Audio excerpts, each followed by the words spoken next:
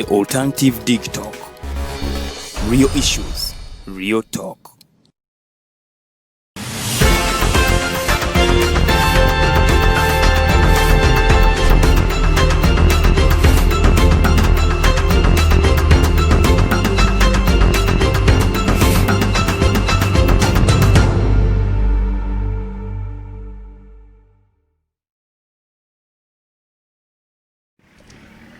Bannayuganda mwenna batulaba tubeebaza okuba nti mutukeereddeko nga bulijjo. Amanya Norman Tumuhimbise nga leero nange bampaddemu ba Arnold ne Farida ne Lilian nga nabwe tutyo tuli ku the Mighty Drive nga leero olwokuna nga 17 tukyazizza omwami Tamale Mirundi Jnr. Ono omwami yaddali anatera okubeera myaka gyaffe. Mutabani w'omukulu omukukunavu JosephTamle Mirundi naye kati kyova olaba teyalinako Junior kati ye mutabani we mukulu Mirundi Junior. Soka okuze kubalaba the Alternative Digital tulabe kutandikira. Abatulaba mbeebaza okulaba omukutu guno manya Tamale Mirundi Joseph Jnr. Omusajja yakuguka mu psychology ate nga ndi muwagizi oba activist ow'ekisinde n'ekibiina ekya People Power. Ndi musajja ayina company Unicare Safaris Tours and Travel. I deal in tourism. Ne Lift Child Foundation mwempita okuyamba abaana. Mbeebaza nnyo ssebo mwami Norman olwa innovation yeno empitirivu obulungi gye ndabye olwaleero era alternative media ndowooza kati ze zimu kuzituleetedde enkulaakulana ey'ebweru okuba nti eri wano nti omuntu osobola okutuula nga bw'otambula nga bw'okola ki when you are very comfortable. So that changes the perspective of media, the traditional media that we have been having, that you need to go to a studio. So this is a good innovation and I thank you so much. We are humbled. Our viewers here and abroad, we are live on our social media page. That's the Alternative Uganda, and also on Twitter, Alternative Uganda, but also on YouTube, it's the Alternative Uganda as well. Tutandikirewo speed. Ebintu bino bitandika ddyo biyingira muddi. Bana Uganda n'abali ebweru bakulabe tege ebintu si akabikeera bizaale si bizaale. Ndowooza specifically politics business nedda sebo tuli mu kati bwekuba kulima tuli mu season kati business yisoko jesonyo tujajogerako awedda naye bino byennyini bino betulimu byayiriba. Ekisooka nze mpagira okuwagira enkyukakyuka tuba tetuwagira bantu. The bad mentality about Ugandan politics today, abantu bayingira mu byobufuzi nga banoonya bifo. The word politics, it is politics. Poly is a Greek word that means many things. Tics, many right things. Ebintu nga bingi. Naye nga bituufu, politics, many right things, many rights. And I believe that in politics is about ideas. So nze bwe natandika okuwagira enkyukakyuka okulaba nti abannayuganda ababonaabona olwaleero bafuna eddoboozi, okulaba nti abantu ababonaabona leero mu Uganda, income inequality, corruption biki. Ffe tetuwagira individualism nti oba tetuwagira Bobi Wine oba tetuwagira ki. Wabula twa-identify nze ne Bobi Wine ffe ng'abavubuka olwaleero because that is the best alternative. That's the best thing that should be done to them. Nti Bobi Wine oyo n'oba tomwagala, you can take him as an inspiration, not a politician. Omuntu asobola okwe-inspiringa is a man who has come from nowhere, established his life. Kakati kibeera kya buli azaamanya nabo kyatabala nnyo ku bavubuka b'ennaku zino okuba nti omusajja avudde mu ghetto, azimbye ennyumba, akoze ssente ze nga ffe abavubuka tulaba. Si bino byabawava munno nti natunda chapati ate natunda obutunda, abantu batunze obutunda olwaleero teri agaggawala. Abantu bagenze bakoze eki teri agaggawala. Ne bano abasajja bakoze ssente zaabwe nga tukola ki nga tubalaba. Bobi Wine n'amala n'afuuka member wa parliament n'atakoma kutuulayo butuuzi ng'abalala be tulaba abagenda okutuulayo bafune ssente na identifying ebizibu ebiruma society ye. Bwe yava kuba member wa parliament n'afuna ekirowoozo nti asobola okubeera president. Do you know how many people abali inspired by that transformation? So for abavubuka b'ennaku zino tuwagira Bobi Wine olwa transformation yeri mu bulamu bwe tuwagira Bobi Wine olw'okuyimirirawo obutatiisibwa tuwagidde Bobi Wine olw'okuba nti ayimiridde ku mazima abantu bangi nnyo babagula ku sawa ya leero muganda wange osobola okutunuulira nti President Museveni bantu bangi nnyo baguze ne mu NUP National Unity Platform gye tuli ne basuulawo ebintu bye bakerereezaamu ne ensi bw'eba ebonaabona abatamanyi tebalina musango wabula abo abamanyi ne basirika nze tatange abadde yali mwogezi wa president emyaka 14 manyi bulungi nnyo obuyinika abannayuganda bwe bayitamu olwa ssente okubbibwa ng'ababba ssente olwaleero bamala okubba ssente ne babuuza n'abannayuganda munaatukola ki muganda wange ng'ensi eri mu lockdown ekirwadde kyeyongera omuyimbi okuva e Nigeria yaleeteddwa ayimbire ku baana b'abagagga abo balowooza nti lockdown ebaboye nnyo babadde so bored and they have to go against the country's laws bafune ekibamotivating bafune essanyu as the rest of the Ugandans are being killed because in people power we have lost so many people doing these campaigns nga Mama Museveni atugamba sinza abatta covid yabatta it is covid so watuba tufiiriddwa abantu 280 nga mu election violence tufiiriddwa abantu bangi olunaku lumu strike ewedde twafiirwa abantu 56 so muganda wange najja inspiration yeno nenegatta ku kibiina kya National Unity Platform nenzikiririza mu ideology yazo ne principles wabula se ku individualism but on principles awe nkutwala ku bintu nga bibiri mukulu Mirundi Jnr oli omu ku bavubuka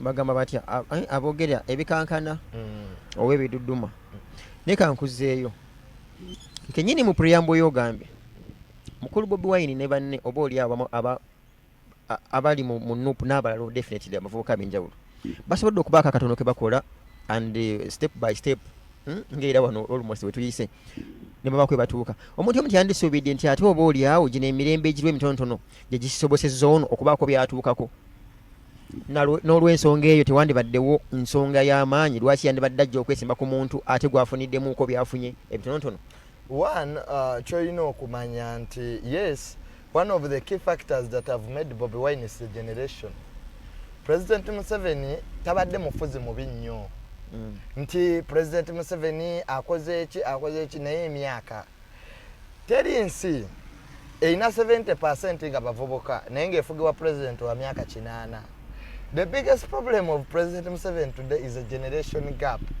bw'okwata emyaka gya speaker n'okwata egya vice president n'okwata egya president agifuga n'ogidivide nga by 3 oyinza okusibira mu myaka 10 eyo ye politibulo oyogeddemu bubi kati babazeyi babatte bamagala bayiwe mu nnyanja no si bwe kiri ne bw'osoma transformation of power kankuwe an example tunulira Tanzania Nyerere Ali Hassan Mwinyi ogateko Kikwete tugende Ethiopia Abe Zenawi gende Egypt Sadat Nasser Field Marshal Sisi Al-Fatah afuga kati ogateko Uganda nti emyaka 35 olwaleero ziri ensi zikyusiza obukulembeze fe ideology yafe abanno tetuga nti abakadde bagende nti oba abakadde tubakyayo oba tebakyalina kye bali old leadership and new leadership can emerge and form ideas that can take this country to another level but the bad thing we have this mentality of entitlement today fe twalwana ate baba balimbye mukulu Mirundi ate tebalwana balwana awo tebali muntu ayogera amazima ate balimbye ate tebalwanira Kuala Lumpur na Hong Kong nti bebanonera South Korea leero muwala wa Geno Park eyanonera South Korea ali mukomera so revolution tezisoose kubeera wano naye tudde ku what is leadership omanye mu Uganda tulina bannabyabufuzi tetulina bakulembeze bali ba Mandela baali bakyayagalwa naye ku lw'obulungi bw'eggwanga bakkiriza ne bagamba nti bannange Mandela mutabani waffe za South Africa oloza mutabani okuba Justin erinnya nti omukyala Winnie Mandela kyamaanyi nnyo olosinga mutabani wa Mandela avayo nagati nange njagala kufuga bani muganye but no because people have mastered the art of leadership because leadership is ideas and leadership must keep on changing olwaleero generation yaffe yagala bintu birala ate bw'otulina international trend Macron wa myaka emeka Bufalansa kikwatamu nga 3 in fact the youngest leader mu Bufalansa after Napoleon mukulu Mirundi emyaka 3 France with the levels of organization and the reasoning of the French people would you compare that to the Ugandan level for sure? Just thinking. My friend, there is no French problem. There is no French solution. That's the problem that we have. Democracy is run on institutions. The moment you have powerful institutions, kwa institutions ezikola omukulembeze. Lero toyinza kusanga nga parliament ng'ebintu babiyisiza mu caucus. Speaker yennyini n'agamba Dr. Namainde South bali bayisa education curriculum. Yabagamba muddeyo mu education committee eddeyo ebirabemu. Abani abagenda okuba obutabo mu education curriculum empya baatula mu caucus nga bakola. Honorable Nankabirwa I think replaced the speaker. Kati ne parliament tuba tujanda mining out tetuna institution. President Museveni we bali bayisa sente za covid nga abaka bewadde obukadde abiri. Yagamba that's moral not right. N'abayita n'abawaana which is moral now right. Era bye yayogera kuba president alina kwogera ku busawo guli mu court. Ogwo gwe yagogerako gwa babaka gwalina mu court. Nga bye yayogera omulamuzi bye yalulinga. Yatunuya butunulize TV president ayogedde kinaalulinga. Ezo institutions ziba zigenda kutuleetera obuzibu. Nti ekizibu kya Uganda olwaleero institutions zaffe nnafu because Mwami Museveni ne banne baalwana we bajja okulwana balemeramu obuyeekera than okubeera mu democracy bo bakutega democracy naye nga wansi bakoze eki and you can see the whole election process gye tulimu. The arm has taken over. You have the Byabakama who is supposed to be a manager akuga yeta ina DSTV ne bigana maaso tabiraba. You have Justice Byabakama yasoma amateeka nenga akugamba nti Bobi Wine asobola omulemeso gene Masaka. You are affecting the election roadmap and that is an illegality in law. That's what I want to ask you now. Anybody who wants to challenge this election will challenge it on illegality. You're ready because as per your words and the rest of the people that perhaps following this sequence of events, you're already crying like you're becoming crying babies. Batukuba batuchijanya batudusa batugo emisinde wana wali omuntu yebuuliza kati bwana nga mubitidde bukyali kati bakijanya bo bano yaddenga muwangudde bana bawo obukulembeze kweri kubanga bajeno bakavayo bangi nga bagamba tekisoboka kuwono oboli tandikira kwotafiire n'abalala nono commandant wa Kasejjagirwa e Masaka mwetesetese mutya naddala nnyo kati nga gwe one of the influential people within ekisooka obuyinza si bwa Mwami Museveni ne bajjeno. The constitution of Uganda clearly says the president of the Republic of Uganda ajja kulondebwanga baki bantu. Singa emmundu n'amaanyi gaali gakola singa ba Gaddafi tebaavaako singa ba Saddam Hussein tebaavaako kubanga ensi teriyo president abba kalulu 50%. Ekyo tekisoboka. The biggest problem that has kept Mr. Museveni here is low voter turnout. President Trump yafunye milioni mekesoba mu nsanvu yafuuse president because people vote. In Uganda you have low voter turnout. President awangula ne milioni ezo 5 muli milioni 4 kakati bana abaana balina okulonda milioni 15 ez'abaana balina okulonda tujjeko milioni 4 ezitalondanga bo bato. So unless we have a higher voter turnout President Museveni tasobola kubbakalo ekyokuli President Museveni kikubuuze nga tunadda kyenyini kimali olumu. What are your measures, rather, what's your strategy to ensure that young people go and vote? Because one of the things I know about young people, because I have of recent crossed from being a youth to now the other level, there is this consistent impatience that there is no young person, for record purposes, nti ajja kubeera mu queue kuva saawa emu ne waasi wabavubuka omumanyi kubanga oli muvubuka munnaabwe era muvubuka munnaffe mukoze mutya mwe nga bannuku nti mugenda ku convincing abavubuka babeere mu line bakuuma akadde babeerewo n'obugumiikirizo obw'ekitalo because of their impatience. Ku campaign ze tubaddemu ezirimu okufa ezirimu okuba emiggo n'okulonda kwoyimirira mu line which is more hard. Tubadde mu campaign nga abavubuka in fact across regions nga abantu ba identify nze ne Bobi Wine golayiko badde toziraba twagenda erukka ne basibawo abantu ne bawuga ne waga tujja kola ki tujja kumulaba gwe kitisa Mwami Museveni tonakitegeera omukulembeze yenna atya nnyo abantu kasita batandika okubeera motivated okugamba nti kino tusobola okikola. Bobi Wine kyasize okukola political awareness ate takikola mu Central Region wokka kubanga ndisubidde Bobi Wine omuganda abadde ayimba ennyimba mu Luganda abakyoli lwaki bamwagala but everywhere Bobi Wine yagenda eggulu Bobi Wine yagenda makyali. So what am I saying? There is a lot of anxiety to change leadership in this country and the people are willing to do whatever it takes. Do you know how many people have died in this struggle?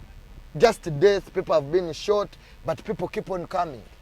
Olaba abantu bajja nga babaganye nti COVID-19 gyali olinaga nti kale covid katutte wabajja alina nga tugenza okulaba ki gwe kye kintu kiyita kya muzannyo buli president kyatya if Bobi Wine wasn't threatening power singa amagye tegali ku street. In fact this is the first election gye nakalaba nga presidential candidate ali mu plate proof omanyi kitegeeza tuli mu lutalo tetuli mu election.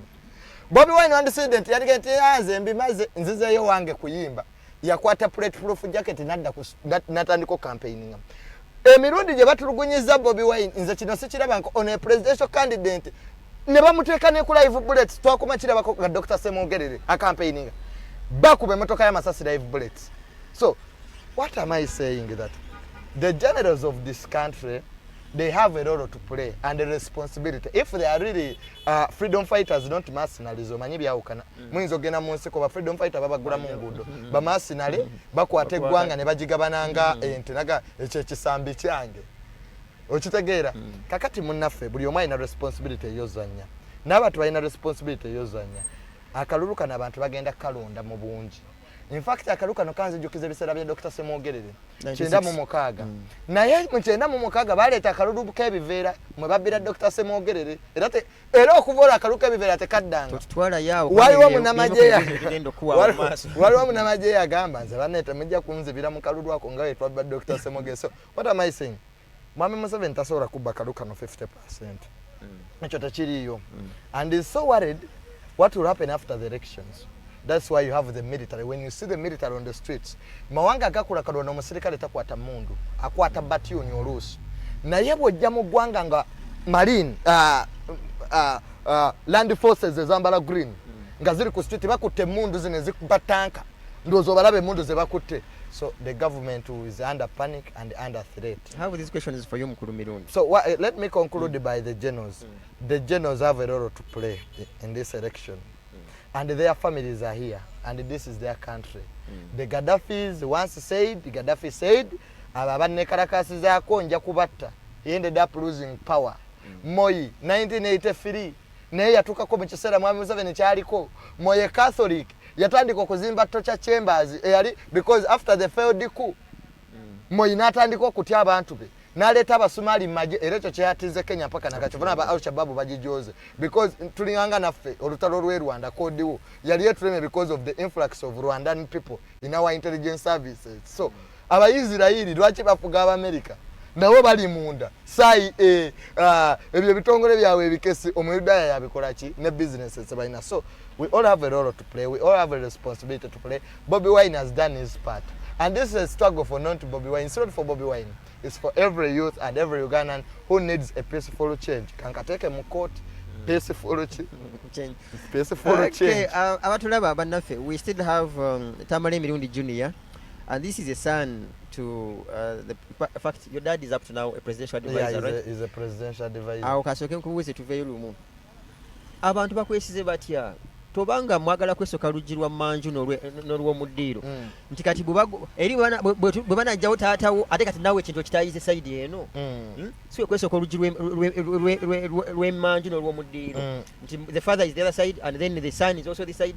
How genuine are you in this opposition? Because it's a very strong question that some people always ask. Naye bakwesize batya tata waali eno ate gwe oli eno. In fact it has been quite somehow hard. Tosobola kubanga tata waali close ne president ayina miso atambulira mu motoka ya bukadde 350 mpya akumibwa military police family yo yenaalemu nenze kyengamba kimaleyo n'akasente kesikosomedde kubanga your dad always abaana bange bonna kati afunye mu kintu kino owakanya kyaki kubanga otubuzaabuza. The president loved my family so much and me when I stand up to challenge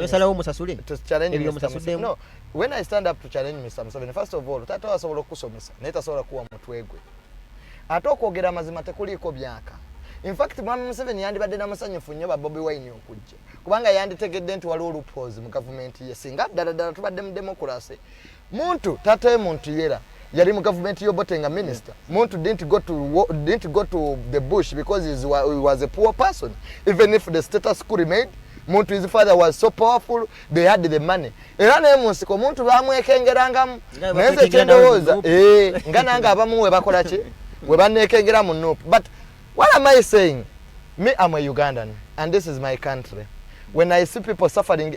Bobi Wine nze kye mwagala ku principles nti corruption gyayogera teriiwo weri kati nga lwaki mpala na Bobi Wine atabikoze. Bobi Wine yabba sente z'enzige $3 million omusajja n'aleeta ennyonyi mu Bank of Uganda mu scandal ya Bank of Uganda. Bobi Wine yalimu we baagoba deputy governor mukwano gwa mzee Nyoka Sekende ng'omukazi bagenda bakaza faze tundira ku simu ku faamu zaabwe. Bobi Wine yaliwo. Bobi Wine yabba eza Temangalo. Bobi Wine yabba eza Nadize. Bobi Wine yabba esete za HIV ez'abalwadde. Kakati munnange tetujja kubanga ekiso ky'embuzi ekirekerera omubazi ne kitulira ki okuwagira Bobi Wine nze mwagala ku principles zayimiriddeko nti nzikanya naye waliwo ababbi b'ettaka Uganda babonaabona COVID yekka abasajja ne beetemera ssente. Kakati it has been quite hard, but I thank the people power management ne Bobi Wine. Era Bobi Wine yali introducing abaga ono mwana wa mukwano gwaffe.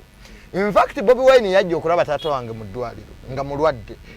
Teriyo we naalemu gwe yali agenze kulaba. You see, we come from families that are respected.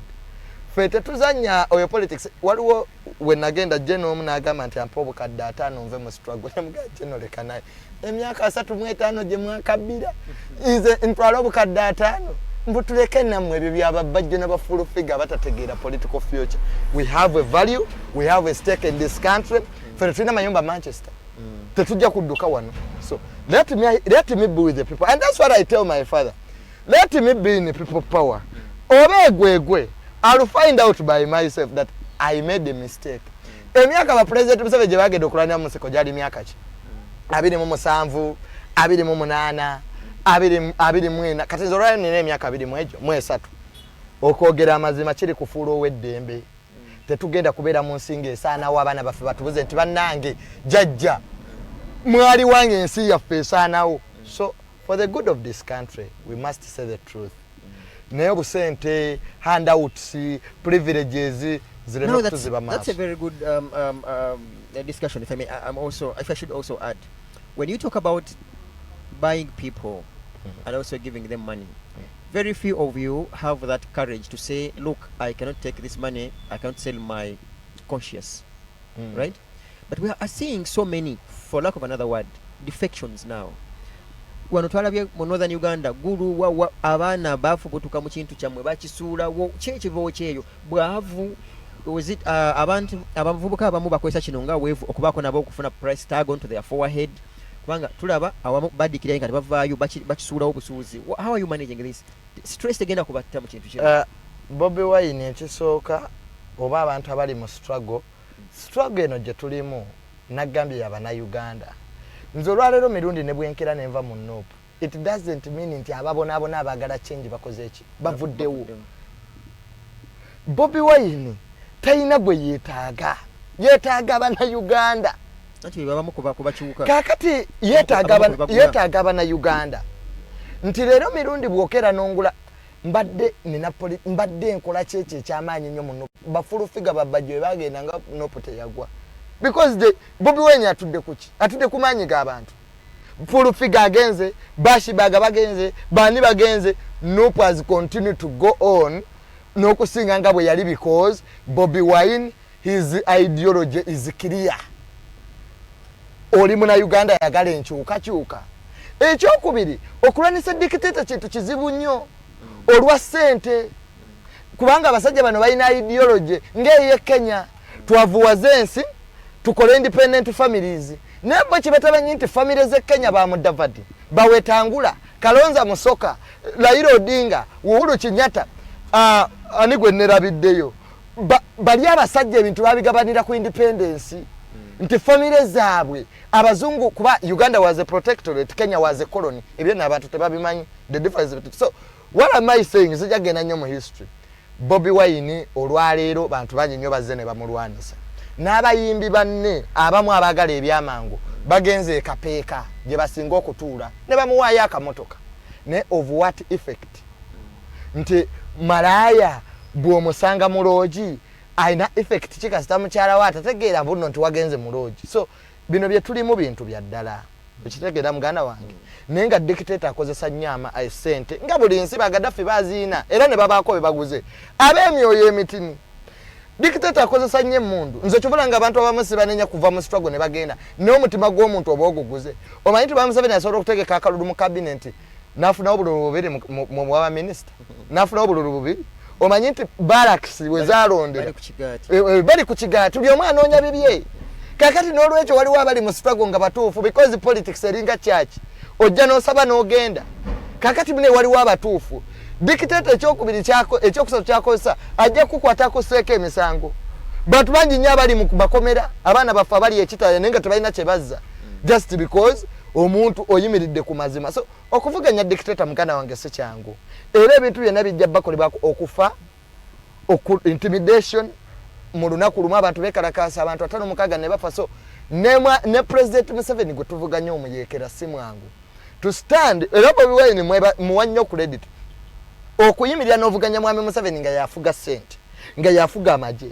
nga beeritikira abatula mu parliament basobola okuyisa egirimiti nagati feka sitatuwaayo miliyoni 4 eggwanga nga tulisuulawo sebateekanga agwa nga tuyisa bye tuyisa naye nga tebakimanyi nti bakoze life presidency tekigenda kukoma wabula ne bazzukulu baabwe kabaka yakyogera bulungi za Royal Highness kaka nti kyannaku nnyo tuzimbye ensi ey'abagagga obuzinga bw'abagagga naye nga twetooloddwa abaavu abayitirivu so ensi eno bw'eriba esaanawo tejja kutunuulira ani oba ani so abantu abava mu struggle buli omu alina ensonga lwaki yajja mu struggle era naye mu nsiko mwami Museveni bamwesimbako mu nsiko ne wabaawo abatakkiriziganya nti president mpaka nakati basajjusa tebakatandika kupinga kati ba mwami Nadduli kuva mu nsiko bali beebuuzanga nti naye lwaki kino kikolebwa bwe kiti lwaki kino kikolebwa ekiti lwaki lankaze twalwanirira ateza abalondemu lwaki waliwo abakulanga obutiko so my friend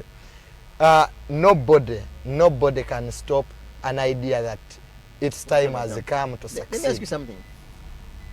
First of all, it's on record that world over, young people like you and others are agents of violence.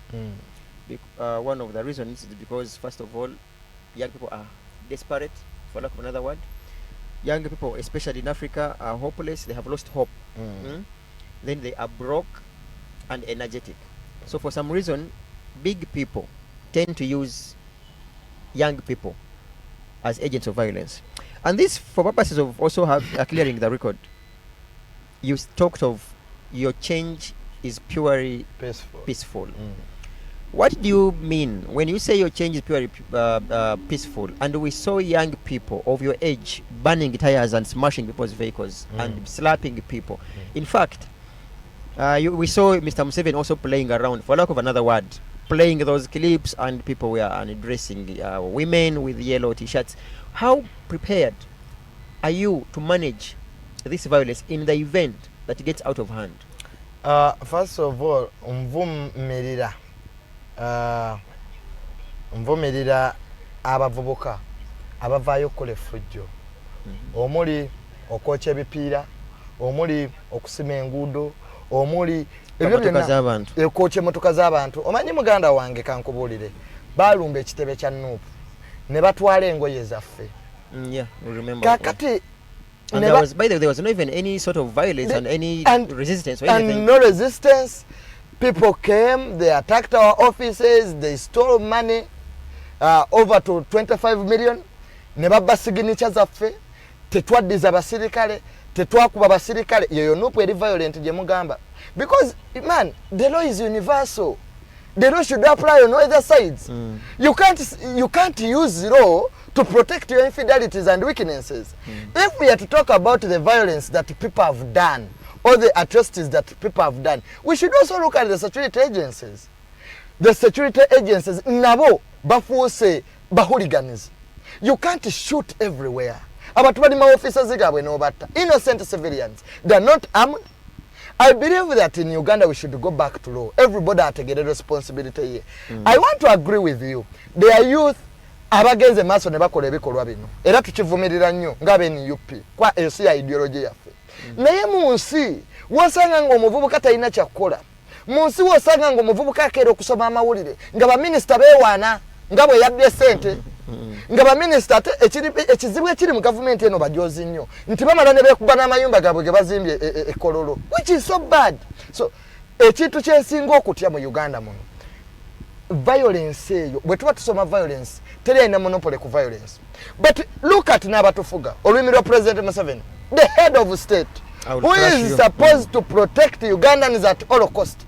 President Museveni wabalayira talayira kuuma constitution ye NRM. President Museveni wabalayira talayira kukuuma be NRM, but all Ugandans.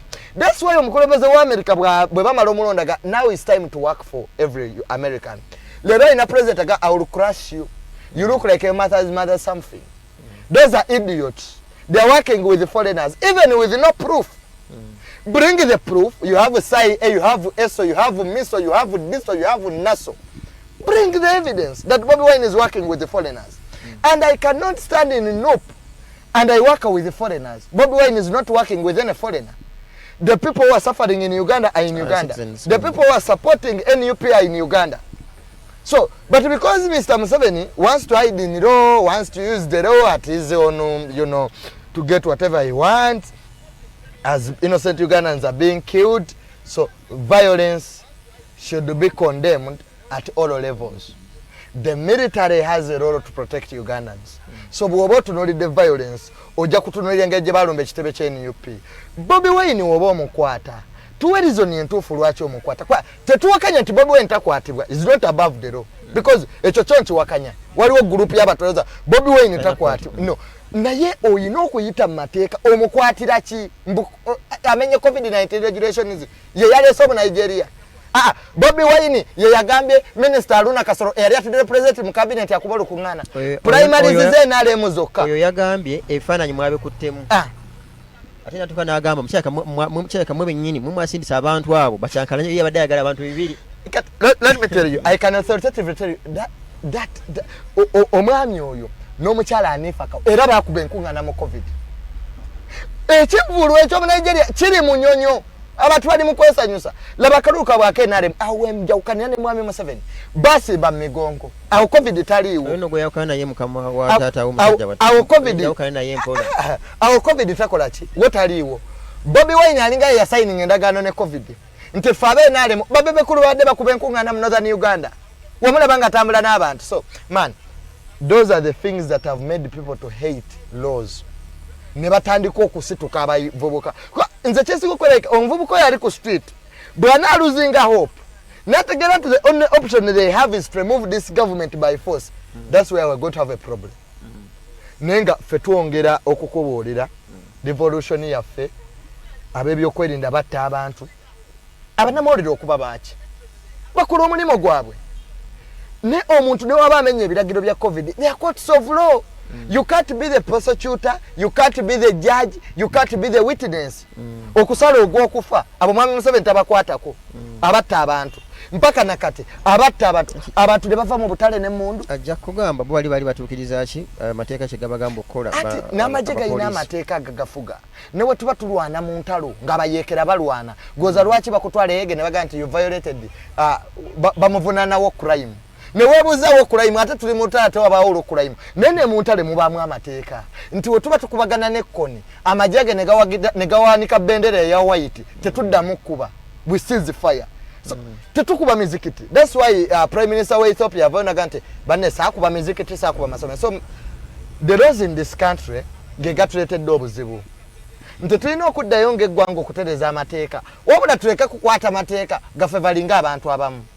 Akalulu kano akaliwo olwaleero nze nzikiriza nti akalulu kano singa mwami Museveni yali teyeyagaliza buyinza kwa yagamba nti webutuuka mu gw'omunaana nga namba zeeyongedde ng'akalu kano tukasazaamu olwaleero luli twali mu lockdown nga yaddeko ne kati namba zeeyongera abantu bafa.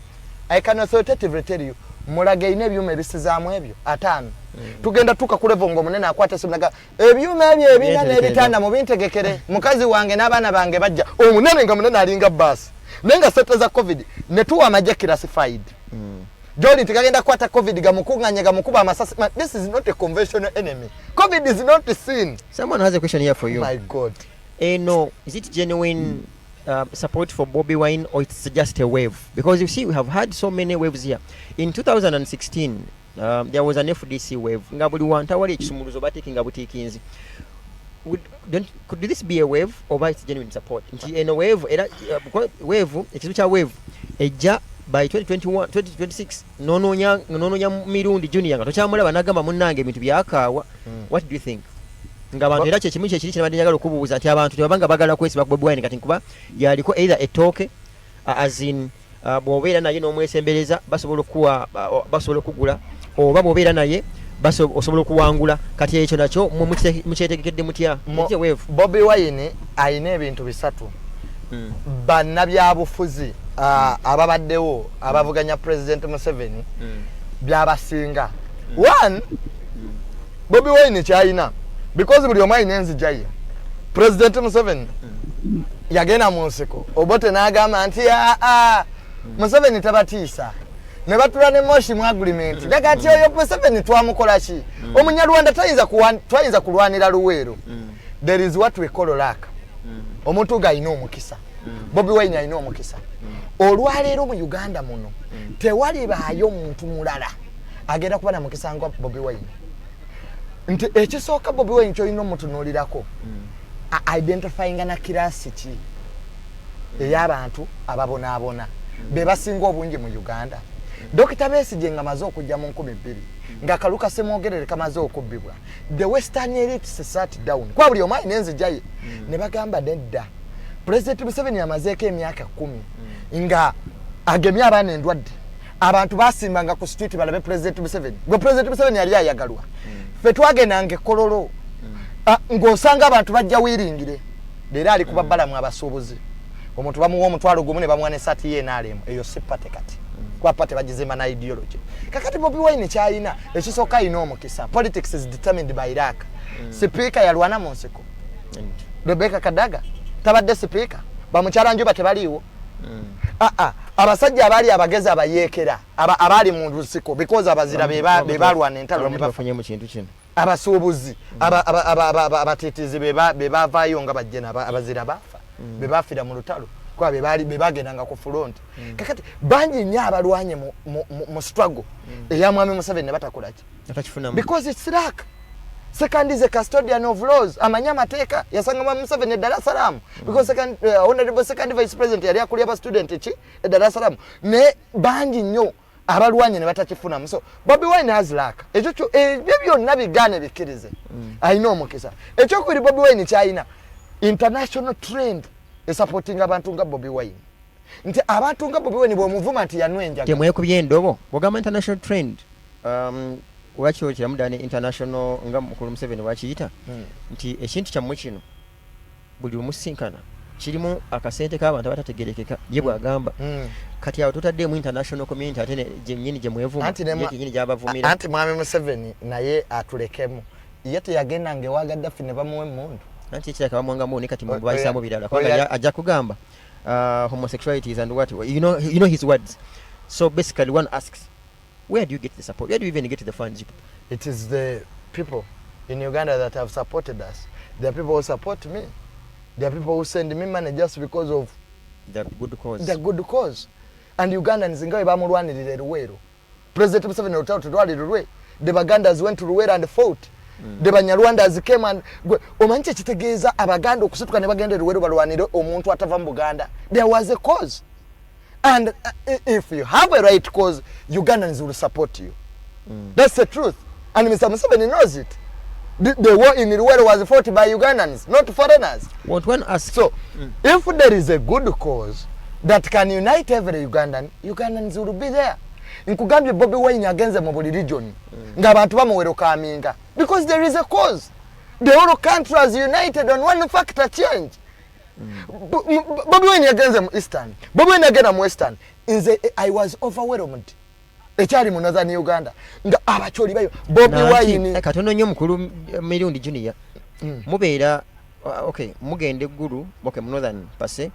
Nga abantu nga boyogedde nga bacholi bangi bagadde honorable Kyagulanyi kyajjaveeyo wano juzi nabalabye nga beesibye ebikalu ne minuuna ntuyeja yero nga bakitadde. Is it sustainable? Kubanga tujjukira wano at least I am sure 2016 waliwo wano nga mukulu Mbabazi nga juzi zanna kivubo jikire kyali Masaka naye akalulu kano bagenda okebera mu boxing nga tekawera. Wakimanyi kati boba n'abantu manti mwakava gula abantu babaddeyo tiwannagwayadde mwezi abayaaye for lack of another word ne bakola ekirumya abayaaye ekiruma abanumpu ate ne badduka ne bakola ki ne badda mu NRM. Waliwo district endala bacandidates bagenda bakyuka beewaayo mu NRM mukina sustaininga kubanga oli yagambye abadde atwala n'ebyokulonda awo. That's what he said and he had over an appointment later or something. Nakunnyonnyodde okukyuka people defect naffe twavamu NRM ne tugenda mu ki omanyi mwe politics mumufudde olutalo nti gali makomera era gundi yakyuse good Bobi Wine ku ssaawa y'olwaleero ne bw'omugamba nti gundi yagenze Bobi Wine talina gwe yeetaaga okuggyako Abannayuganda. Kaakati gwe bw'onoonya ebibyo mu struggle n'ogenda ewa Mwami Museveni nga Ssekinnoomu n'omugamba nkubuulire dictator obwavu bunnuma mpaayo ekyompa tekitegeeza nti ensi olabye abali nze sirabangako pati eri mu buyinza nga tuli mu kalulu naye nga abantu batya okwambala amasaati gayo tunula mu kibuga katono nnyo mukulu Tamale ndowooza lwaki bagaana okwambala zino essaati oba oliawo lwa lukongolo lwe mubataddeko kubanga mubanga musobola okuba abantu abambadde ebyayeru kati daffe abanyankole tunatera kati kwagala nyindo okuzibya byatale oba oliawo abantu abamu bategeeremu naffe ekintu kino tukifunyemu kati oba oliawo abantu batya okwambala saati za omwana w'omukazi ow'empeta n'atazanyira mu lujja olaba mutedde gavumenti yammwe ekyaliko kati olwejje naakola etya nga maama we yali mu maka nakumma emmere neweekweka mukakitaawo bw'alijja mugenda kuddukirawa nze kyembabuuza nti this is the first election weyo okwambala essaati y'ennaale mu kivumu bazambala ku mikolo ne bamala ne bazijjamu. This is the first election. President Museveni watadde ssente mu kugula abantu takyayagalwa agula bagule Uhuru Kenyatta agende mu kisaawe Kenya akuba olukuŋŋaana lwa Jubilee olabe South Africa egula baani ekisaawe kye South Africa tekijjula kakati Mwami Museveni atuuse ku level nti ebyemabega bikubagana n'ebyomu maaso aluddewo nnyo.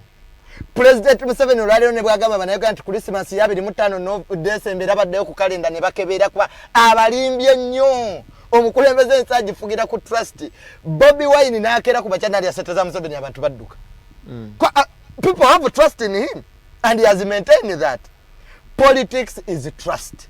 Abadde bakwinako leero abo bafulu figa abadduka mwene ale mu bafunyeeyo ki atwage mansion gyayina enale mu sipate kiri kibiina kyabayeekera kyovula banga bakitaffe abagikoledde era babatigomya mu pate yabwe okuwagira Museveni ng'oli mwene ale mu kikubya bakitana tebabadde yeruzira because sipate ina bannyiniyo enale mu eringa ensolo gye bagenda ku ttale ne bayigga eyina abagifuga bali abatalabika. Is this wave sustainable? Kakati kyemugante Bobi Wine wayawukanira ne babeesije nti wave ye ejja kubeera sustainable. One yava mu bya people power because a wave omuyaga teguwangaala mu nsi yonna wave bagikolere purpose and for short time because people get tired.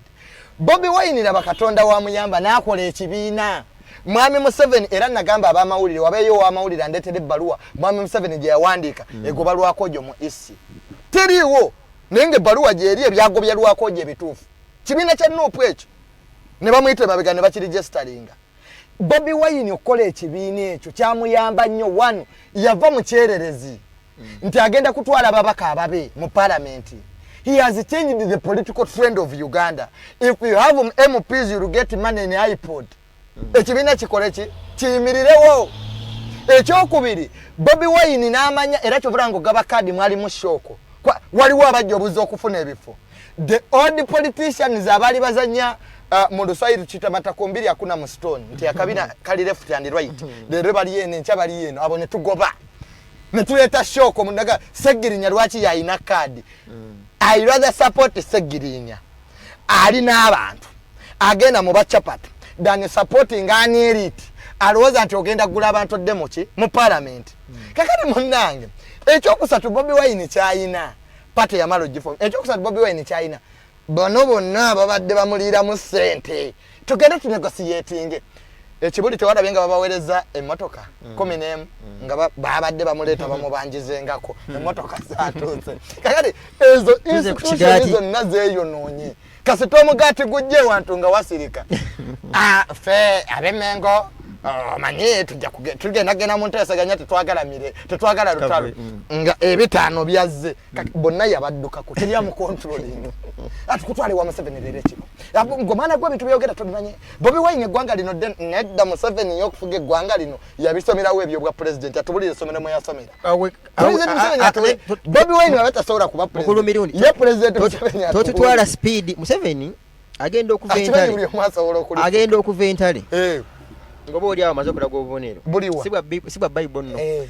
obota amukutteko amutadde mu intelligence agencies yeetoolodde omuntu yandisuubidde nti wandyetagisiza mukoka experience akatonotono ogamba mukama wo for lack of another word takibuguutaniddemu ekintu kino kyoba oli awo emyaka 5 mu parliament yandala gimumala n'asooka anywera n'ategeerera policies bwe zitambula kubanga saagala ate kutwala wala nange nabiraba ku TV nga abantu bamukolako fun about physical policy n'ebirala maybe perhaps he was trying to maybe he was or he lacked some experience. What do you have to say about that?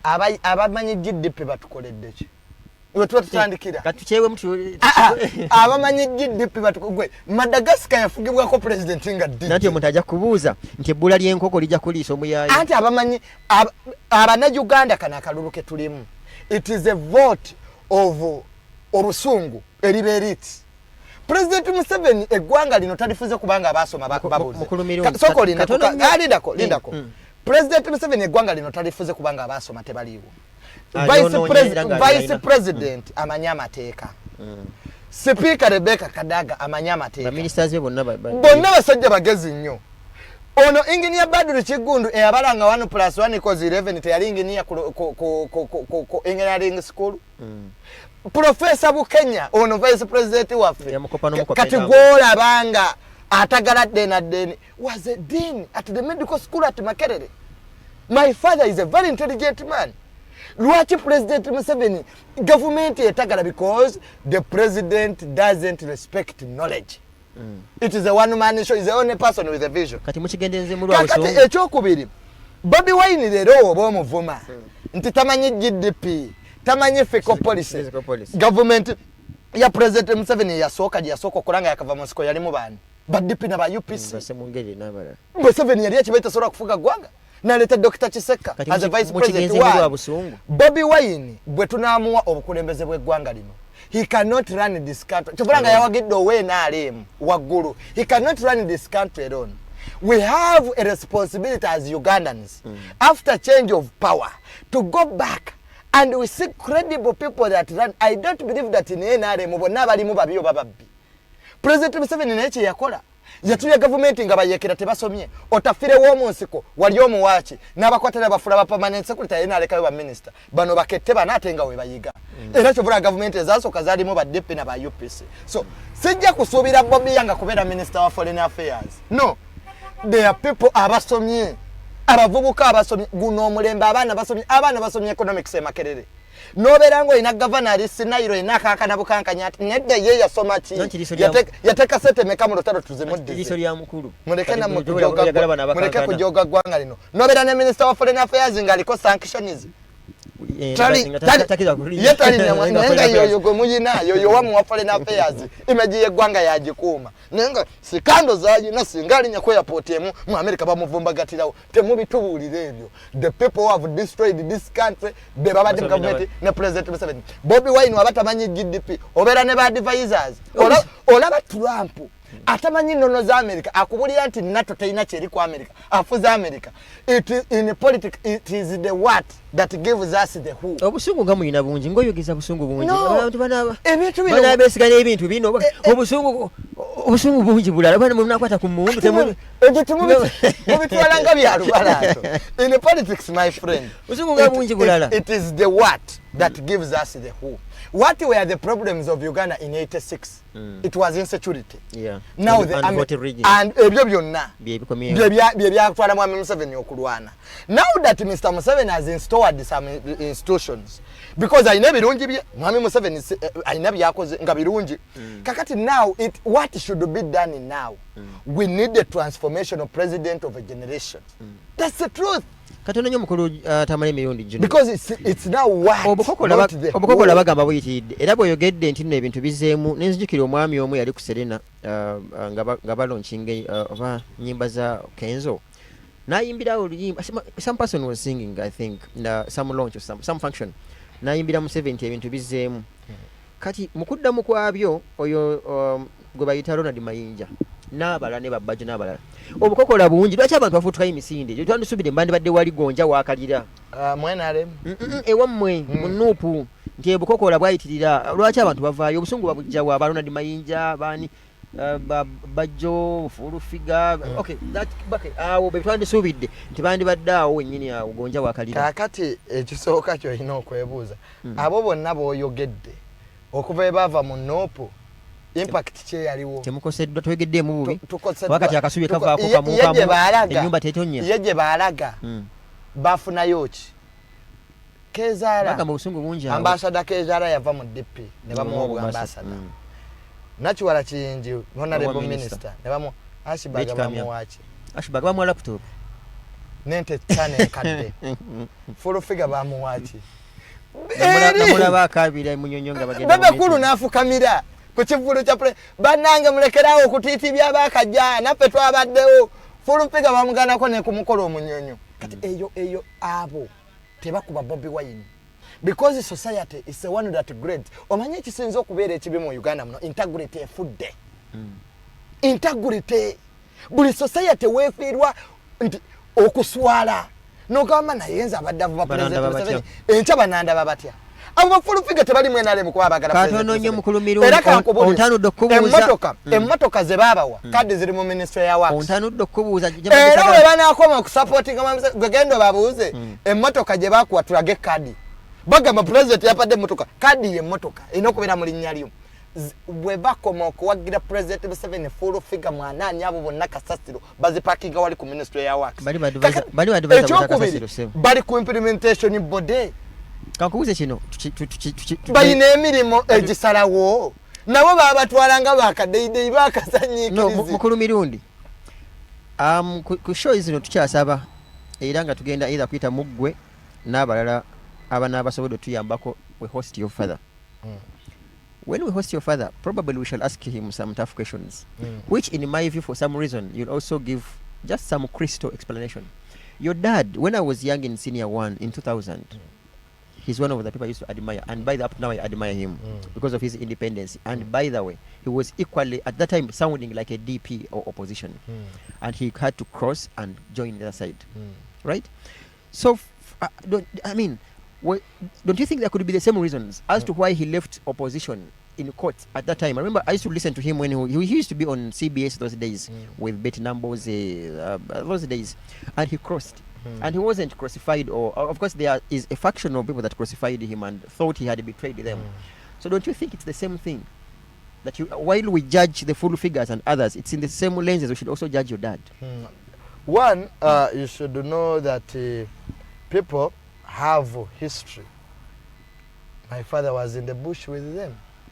Yeah, I've seen some weird and old photos. Yes, he met the Saris, he knows the Kayuhuras, he was with them. So going to the DP just because the NRM ya ebiseera ebyo. Okay, movement. Movement. Abantu fena twaliko mu NRM because waliwo one party system. Nga fena tuli mu buli mnaganda yabadde ko mu NRM. Kakati ekyokubiri buli omu alina history ye.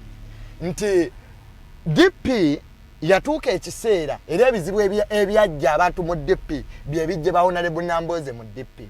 Nti ebibiina by'obufuzi bino we tuba tubikola ne tubiyingira ebiseera ebisinga wabeerawo factors oba tebiyimiridde nnyo kwa ideology kyobola nga baba na Kenya bakkiriza naye ate ebibiina by'obufuzi tujenga na bipya buli election because it's a coalition. Kakati wano osanga ekibiina nga Mau abuuza opposition leader mu net center number eriwa tagibuuza Museveni nakati gwe center number eriwa ebibiina by'obufuzi ebimu bitundiddwa laba Kenya omwana wa president nanti namwe mwatwala yakwata ekibiina lero kibeera kyenaalemu election ejja ne kidde wakuteeka katabenyo abatulaba katabenyo kulumiyudi producer wagangamba tugenda kumula mu tikitiki butono nnyo tukomewo mukulu mirundi Tamale Jnr angambye era Joseph liye ngojeko eri kali aka Junior JR amala gonna gatata bwe gonna malamba omuntu teyebbulamu manya ng'akyali mulamu abatulaba ku alternative digital bannaffe tukomawo mu tikitiki butono nnyo ono atwala speed naye katulabe tukomawo.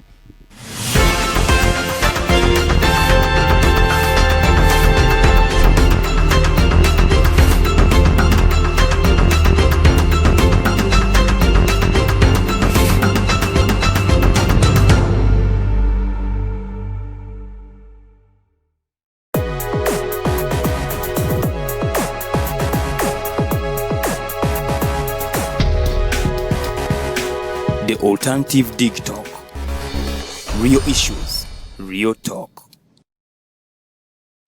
Bannayuganda bannange, mu kiseera kino ekyokunoonya akalulu, tubasaba okwewala obuvuyo n'okukuuma emirembe mu maka gammwe n'ebitundu gye mubeera. Buvunaanyizibwa bwaffe okukomya obutabanguko mu maka. Tubajjukiza okwekuuma ekirwadde ki COVID-19 nga mugoberera okulungamizibwa kwa Ministry y'ebyobulamu. Obubaka buno bukutuusibwako Uganda Women Parliamentary Association UOPA ne UN Women ne buteekebwamu ensimbi aba EU Spotlight Initiative.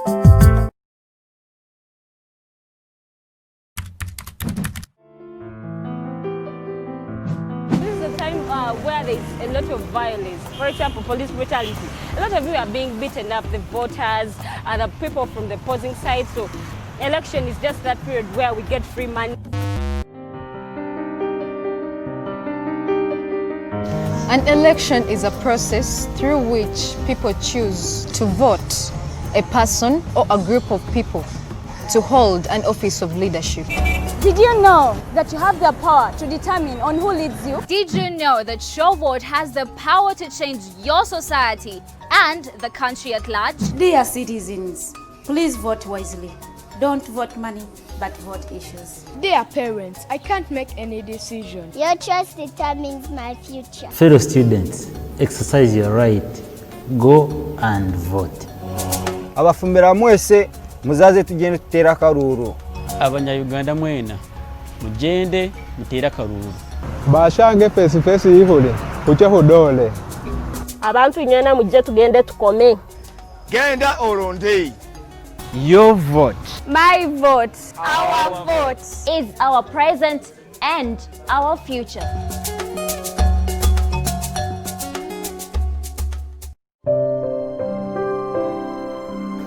Hey Ugandans, I'm Lieutenant Colonel Dewa Kiki, the Deputy Defense Spokesperson and actually the Deputy Spokesperson for the Uganda People's Defense Forces. I was hosted on Alternative Digital. I encourage all Ugandans that this is the way to go. Always watch, participate, give your views and ask questions on Alternative Digital. Digital, the way to go. The world is at a critical moment of providing innovative alternatives as a means to create change. As such, we have created a not-for-profit alternative mobile digital platform as a way to promote space for freedom of speech and expression to the unheard voices. We know you believe in the cause and you can further it more by contributing to its sustainability in forms of internet data, fuel, and any other support you deem relevant. Please support us with your contribution to Equity Bank account number 103-5201-607252 under the name Alternative Digital, or our mobile money numbers 0702 900076 or 0783 047785. Alternative Digital, real issues, real talk.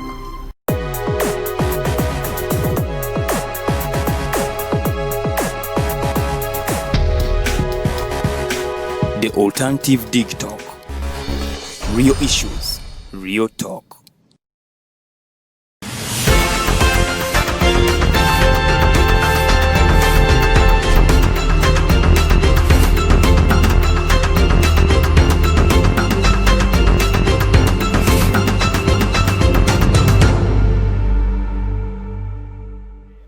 mwebale nnyo bannayuganda batulaba abali wano n'ebweru tukyali ku the mighty drive era leero tukyaziza mukulu Tamale Mirundi Jnr nerya Joseph nalyo lirye alina amannya gonna ga taata we oba nagenda kufuuka presidential advisor oluyi luno ng'ekintu bakyesooka olugi lw'emmaaso n'olw'emmanju awaja bitu ansajja zitu katono nnyo ku bantu abatulaba wano bakyebaza okuba nti tukukyaziza waliwo Jacqueline Kyama kali amaggwa thanks for hosting the show banji waliwo Kayonga Ronald naye yebaza okuba nti tukukyaziza mukulu Mirundi banji. A few people don't know about when you comment if a few people are about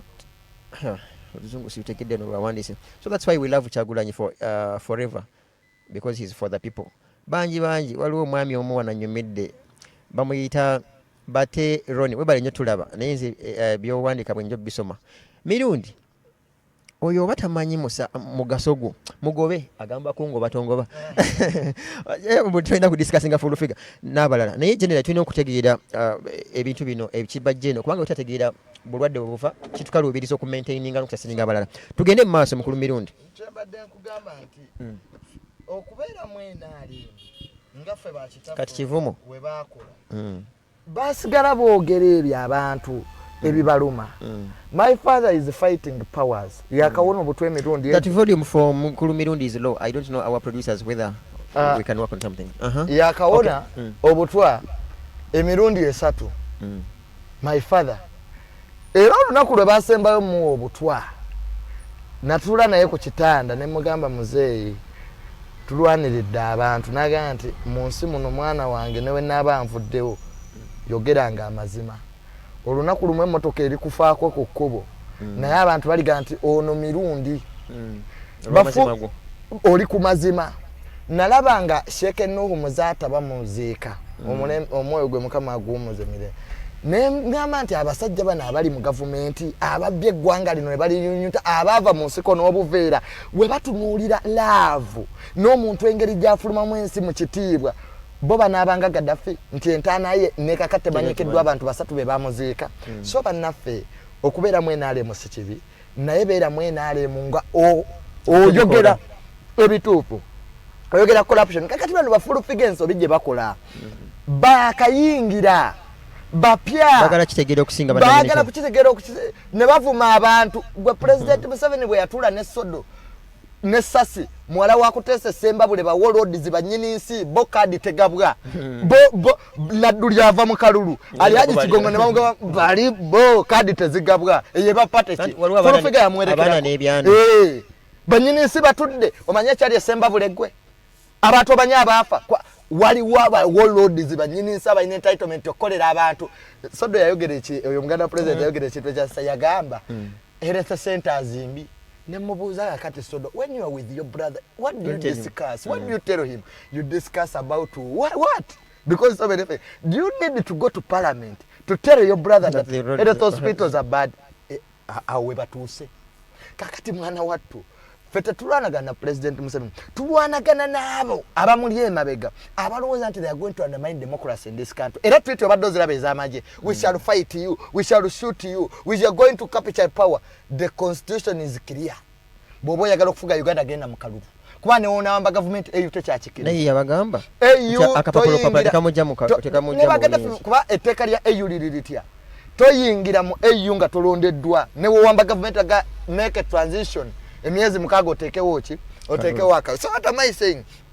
that bazadde baffe naffe tumaze tukiriza nti tujja kusigala nga tuogera ebyo ebituufu corruption wali ababbi bettaka webali ebirombe bya golodi byabalondemu mabbo w'eggwanga tebamwogera mu budget ya golodi tebajogera amafuta agali ebunyolo omunene yaleeta paloni ya basi zo engineers eze kuba okwata ku road oil ali ebunyolo nogatamu parafini yatambuza palonia era tuligisanga ku petrol station I can tell you that engineers ayo ziri mabega waliwo omunene yabireeta mbofa abali mu taxi tufe ngensi yammwe ebyo bye biwagiza Bobi Wine ebyo nti omuntu akera kumacha noleta tandika bus tetubanyi ni watandika bus how can you regulate a city nga toina regulatory framework Kenya bakola kye Nairobi nga bagoba bus mwe tetuli basiru bwe tujja okwogera ebintu bino nti omuntu yakera bukezi kumacha kwata kamunyezi gule zikolenga ambulance teka mu ekitanda teka mu ne president we twasonda wano mu covid omanyi ti sente za mweziri ku private account teziko akimuba n'obusungu babagamba muno mukunganya abantu mu covid kubanga nalabye ne mukulu Kyagulanyi nga yagenze ku electoral commission okubanyonyola kubigenda mu maaso covid yo kimanyi tijali covid jali lwaki temukendeza era jali mu bungi tumanya mukulu Kyagulanyi abantu bamwagala lwaki mukendeza ku bantu ate obuzibu bwa covid tulina abakulembeze abeyagaliza wano ebali babuza president Museveni babuza ku Kyagulanyi bwe twatula ne EC because everyone has a role to play ne twaga nti mukitazeewo tubere n'abantu 7 mu kalulu kano mwatuse mutya ku namba eyo ne baba ate ne bongeza ku bibiri secondly you cannot have a scientific election in South Korea yategeka kalulu kali scientific mu nsi yonna they have infrastructure development oyina ebisaawo ebyeggala abantu bamala okuwera ebibiri byagala ng'oggalawo kakati Bobi Wine omukubamba okozaaki wano mu covid center za mmwe mwennyini mwazipa ebyuma ebisizaamu emulago biri 5 abasawo abalina obukugu okutreatinga covid babale ate abantu badduka mu private hospitals ewatali bukugu abasawo abamanyi obukugu okujjanja covid bali mulago n'emulago ebyuma bitini kakati n'okwata supplementary budget gye twabawa ebyo byonna Bobi Wine tanayingiramu ye ne bamuwa ne sente n'azizaayo Speaker n'ayomba amuyise mu disciplinary committee nera Bobi Wine yamala akoze eki kiwangudde so Bobi Wine mpozinga omukute n'omutwala mu Kidepo National Game Park ewatali bantu era bajja kujja kubanga President Museveni abangereza badde bakuba abantu eddagala lya covid ne bateekawo ne plan nti baleete ba celebrity abayinensa saabamu abawano abamala okuvuma Nigeria abatamanyi bukulu bwa Nigeria because tebamanyi international relations mu Nigeria ze wano gwe toyina nabantu 10 ngotandika okuvuma aba Nigeria. Do you know the power Nigeria has? It's the biggest economy in Africa. Omanya abantu abali Nigeria gwa bakolera businesses kati obutasoma abwa you have a third world celebrities nawandika arrest him attention n'akyusa not the police is bad temubitubulira ebyo mugende mufire mu kasasiro wamwe. So what am I saying? What am I saying that covid yazanyirwamu okuva mu ntandikwa. Everybody has a responsibility to play in fighting covid. You cannot take money nga ne masks olwalero zikyali mu luvuvume za government districts 2 Wakiso ne Kampala ne zikulema okugabira emmere. President ababbi betwakwata prime minister's office Bobi Wine n'ayimba oluyimba zezimu kuzasinga okuwulirizibwa mu Uganda yonna ezisindika obubaka bwa covid nopu nekwata emmere n'egiwaayo eri government covid ceases to be a political disease. Ashiba kata agamba abagamba mu wakawunga temukagaba kikimu kubyamuddusa bamu laptop ba Ashiba sogera kuba Ashiba tugende mu maaso bosi wa tatawo yawadde mutabani we obukulu fact yawadde bwa mirundi ebiri buli obwasooka obukulu bw'okubeera advisor we bwasigaddewo namwane mu kintu n'akyeddiza okomandinga SFC okyogerako ki abeetegekedde ekisooka oba yetekedde kumba Bobi Wine ngaze kirimu ebintu bisatu. First of all tetulina buzibu n'afande muhoozi. Obuzibu tulina n'afande muhoozi buli bumu. If you want to be a president don't use structures is a government ne sente z'omuwi w'omusolo okukola projects zo because we've no gamba muhoozi project and you a general because an office that's a public office. Afande muhoozi is a general because it's a public office. And I believe that he can have the qualities ezimukola ki ezimu making kubira mu kifecho. But when you become partisan not aliko kuyingira ebyobufuzi nti general obera ne supporters ekiri contrary n'amaje to support you on what? How can you be a general and you have a project? A project of what? Lero buli muzi wa musango lero buli respecting our traffic afuluma ne kiti shutting ayambadde ki muhozi project. And I told the general, can you distance yourself from these hooligans? Abatufudde erinnya lyokuba nti ffe twayagala nnyo afande muhoozi nga tukyali bato because yali tawulikika yali tamanyikiddwa naye olwaleero buli mubbi atambula n'emmundu tuli mu muhoozi project kati abanauganda bakwagalire kuki buli malaaya atambula ne ffe tuli ku muhoozi project kyeno kakati ffe tetujja kubeera nsawo z'amanda nti batikeko butisi kuba kakati ekyokubiri afande muhoozi ekyokubiri okumuwa SFC mu maje special force because of the time must take over the security of this country because first of all the president special force ye governing command Joseph. I want to thank a subbit omukwano gwa muzeeyi nnyo General Sabit mwebaze kyamuli myogambi kyamugobeza mu police sikulemu General Sabit mwebaze ekintu kimu nti webagira waliwo insecurity y'amaanyi abantu nga bafe bijambiya era walabya abafubutuka ne mundu wano mukwekala kaso kyabuza report ya Kawesi mtu nafubutuka ne mundu mukatale ali mungoye za bulijjo akuba buli wamu eri tumwine yagamba kitiba kina musitani eri tumwine muveeko yali ayimba nyimba za maje eti yalwana wa yali musabi mu maje nga ayimba nyimba za maje toleta eri tumwine wano boyogedde omulabe nga wabidula lekana yatuveeko batwesibyeko nya ine entitle we shall kill mukama wa compensating ngabe yasse kati atagwere tumweka we shall kill you kati government eri mu government John eri tumwine tebayina mulamu. So what am I saying that afande muhozi should deter from using special force and government structures for personal what ambitions he has baba yagala bukulembeze aveeri zabike mpia ate mu kisaawe alete bali abamuwagira ba friends of muhozi zabike emipira ya demokrasia otherwise I cannot stand here ngambe eti omwana w'omugagga mu bamusamba nayo omupira bo musala nga bakuba engolo neddo yo si demokrasia afande that's not democracy afande. So afande being the head of SFC I don't have any issue with that. As long as the SFC is there to guard the citizens, not to be kwa tulabya amaje nga order ala tutambula ne Bobi Wine nga osi awa ala pise ebiragiro nituka ino command it. I want to thank Afande Sabit that insecurity yaliwo eyebijambiya abantu okutibwa abakazi babakasuka babata yagende ekolachi because this government has a history of organized violence kuva mu nsiko nga bakyaliyo nga government yenyina ateyekola ebikolobero ku bantu era president Museveni yasinga okozesa bobote tebali babi surgical operation bali mulinga babizanya amaje gambadde gundi yobote negagenda negatta nega obote mu biso. What am I saying? Second, bali mukutya SFC should take over buli institution hiyo nakati. I can authoritatively tell you over 500 accounts are freezed ezabakungu mu government and 4 ministers were put under house arrest. So President Museveni katondo nyo kankweka President Museveni kano kakajja mu inbox yange muzeyi wo agamba mbu Bobi Wine is a making of the mafia group. What do you have to say? No. Because katata wo yagamba mukama wo making ya mafia ate gwe ovudde ku muzeyi wo katoyagadde genda ne making ya mafia. Nicholas Biwoti e Kenya waliwo jeno omu bamutwala okulabirira okulonda e Kenya n'abagamba you people you don't know that you are losing ngagamba Nicholas Biwoti Nicholas Biwoti mugaganye Kenya n'amugamba my friend you a foreigner don't lecture me about Kenyan politics nga Biwoti era ne mu opposition ya investizemu. So what I believe that there are people in NRM who support Bobi Wine but not necessarily mafias. But not necessarily mafias. Does that mean does that mean that you have a difference I mean you have a different opinion I from have a different opinion from him. But you see, it is according to the political lenses you are using. I believe there are people in the NRM abatategedde ti Mwami Museveni takyalina buyinza bubazza mu parliament.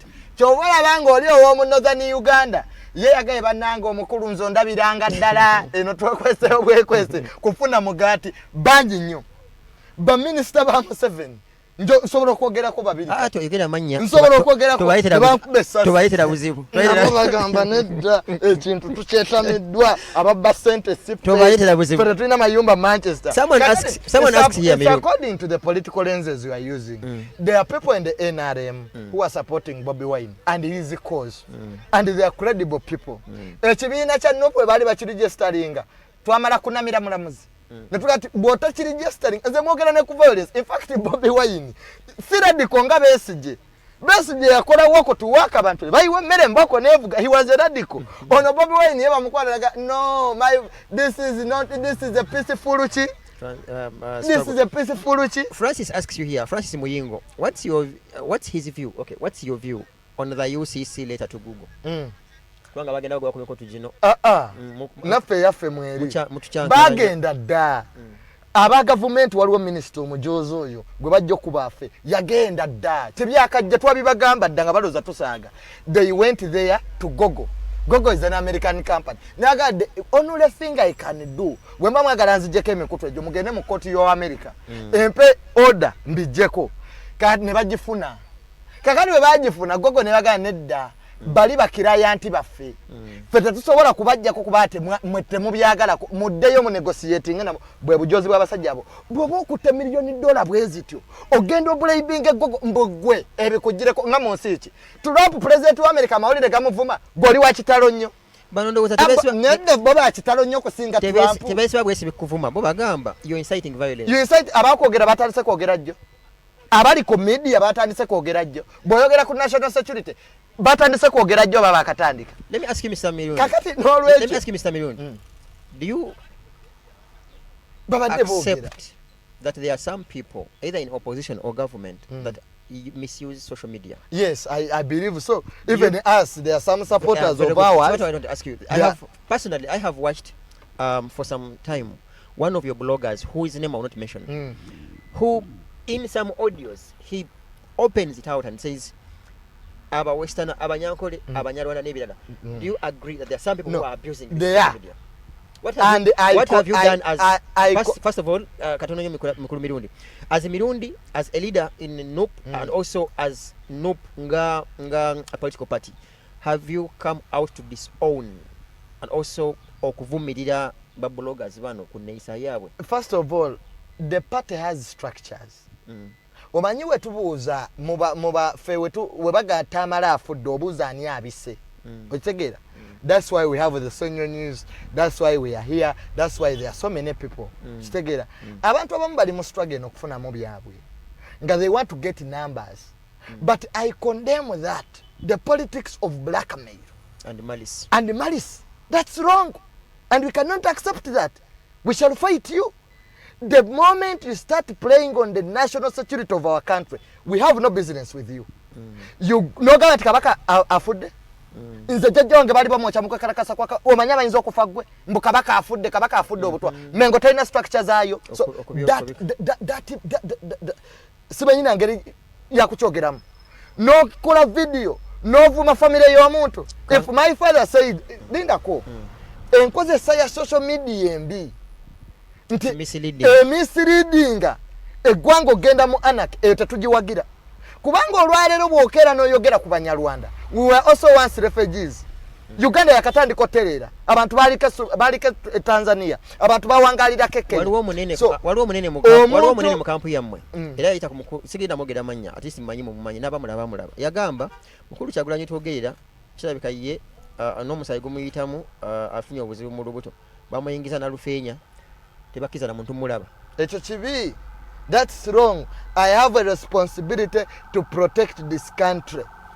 Naye omuntu navayo nakola video etaliyo gundi meeting yabadde mu State House ekiro gomanyi gwe biri mu State House omukyalo oyo we batta Kaweso special force gwekuuma Kaweso yafa recordings tape najiteeka mu nviri nayingira State House president amubuza tape eri wajija mu nviri president namugala wait a second wayise walinga tebakebeda yakobe aba special force lusambu gomanyi biri mu State House kakati tuyinamu bakazannyikirizi nti kubanga ne tubeeramu n'aboogera ebituufu.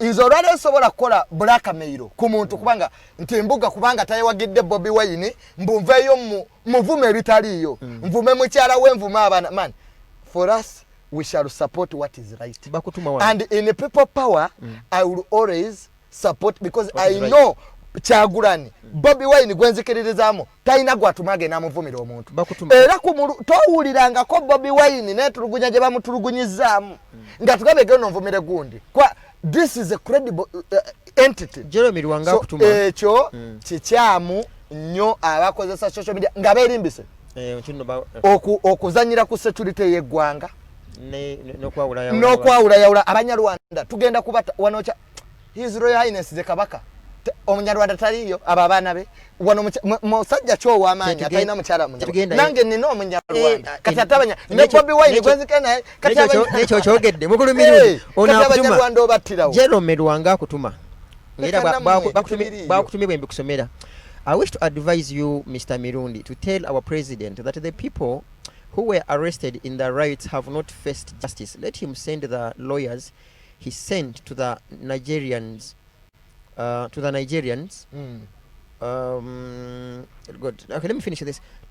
Let him to the Nigerians to redeem our fellow Ugandans. He's called Jerome Luanga. Jerome Luanga, ekyo nakyo tulina naffe nga bannopo tulinamu obunafu nti department ya legal rapid response nti kasito w'amaanyi bamukwata mirundi bamukutte badduka emisinde naye tulina abaana bali mu makomera batalina ki baloya so ze nandiroza ati bakama bafa bali mu nnopo bandetaddewo akakiiko ako ekyokubiri nebaza abannayuganda bali ebweru n'abannayuganda bali wano abasupportiza abaana bali mu malwaliro nti abantu batusupportinga bambi ne tugenda ne tubakola ki abafunye kwa abaana bano balekawo famire zaabwe basupportize media etambula ne Bobi Wine basupportize mbebaza abannayuganda bali ebweru abatutwa omutima ogwo katinike balina ne basupportinga abaana abo basula mu mpewo bakola ki so legal department y'amateeka ekyalimu obunafu obwo nti balooya abo twatuddukiridde nnyo mu Nigeria lwaki abaffe si betukoze ki naye bambi nabo sibanenya ono mwana mukwano gwange nnyo Shamim mu Malende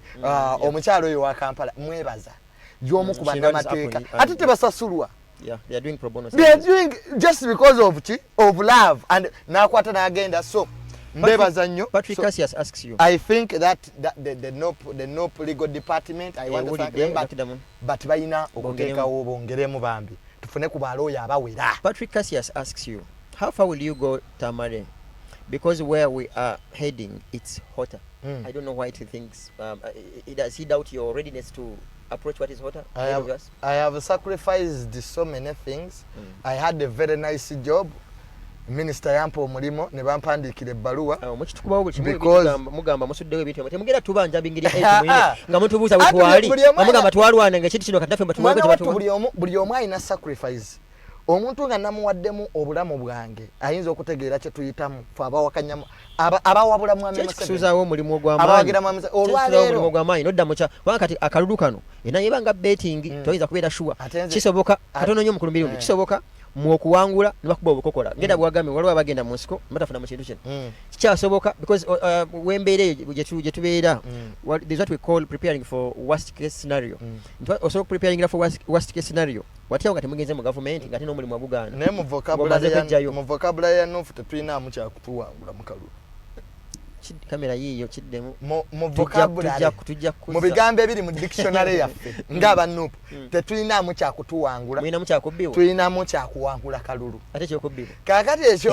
ekyokubbibwa kati nagambye tajja kubba 50% ne European Union emutaddeko sanctions emutaddeko ekifu manyi tibajjeno baffe kaakati kankubulire muganda wange buli omu asacrifice nze tuluzinze abaana bangi yasineka omwamajjokera gwe bakuba essasi bantu bangi nnyo bafiiridde mu struggle eno kyobalanga bambi wentunulira abantu ga struggle eno bakyagitwala ng'ey'okusaaga ekyokubiri abantu abali mu struggle basacrifices Bobi Wine musajja ayina ssente talina famire ayina famire so abantu bangi nnyo bagenze babakwata nze recently banyingirira ne batwala ebintu byange ne batwala laptop yange nga balowooza nti ssente ziyita wange za Bobi Wine kwabaga nti ono I've seen you fundraise for him and yeah so ekyokubiri very many people have sacrificed in this struggle so ekyokusatu nze sinoonya bifo unlike other politicians bangi bajja ne bantukira n'ensimbo sinoonya bifo nze ndi mu kulwanirira bantu constituency yange era leero ombuuza nti mirundi constituency eki bantu ati bantu ye politics waffe ow'ekifirika struggle eno Bobi Wine yaneetaaga nnyo okusinga nze okusinga okubeera candidate kakati mu numpu buli omu anaabeera candidate ani anaatula n'okwogera ebituufu kuba buli omu ajja kuba mu kalulu kakati ekibiina kirina mwami Museveni kyekimukoze obi ekibiina kirina okuba n'abaana abato bekiguluuminga abali ku kibiina abatali mu bululu there is a difference between a politician n'okubeera ku secretariat ng'okola emirimu waliyo abaana abalina amannya naye nga tebali mu kalulu nga tukolerera ki pate bobata kye baali bayina bakwata abaana ngaffe ne batutraininga ne batuleeta mu system ne producinga ba leaders okitegeera kubanga political party kyekizibeezaawo you produce your own one leaders n'ekizibu kya Africa kye tulina olwaleero buli omu anoonya waafunira lwaki woba oyagala abazungu abasinga okuyamba abantu ba Bill Gates bali mu byabufuzi okuyamba abantu tekyetaagisa na ssente wabula guba mutima gwa muntu so mukama wange Bobi Wine yaneetaaga nnyo okusinga ogenda mu kalulu because I can win I can authoritatively tell you I can win. Many politics wano nga watambula ne omuna Uganda oli ali mu akedi. Eddobozi lino lirina okuyitawo. Kulumino mtagenda kubuuza. You said you're 23. I'm 23 years. So 23 years tokedde ebintu bino. Choga Museveni akulumiza nnyo okutumutako obusungu. Are you too young to see these things? Nedda. N'abato nabo batamiddwa president Museveni. Mutemuyinza kutula ku dining ne mulya n'obukunkumuka ne mubulondawo.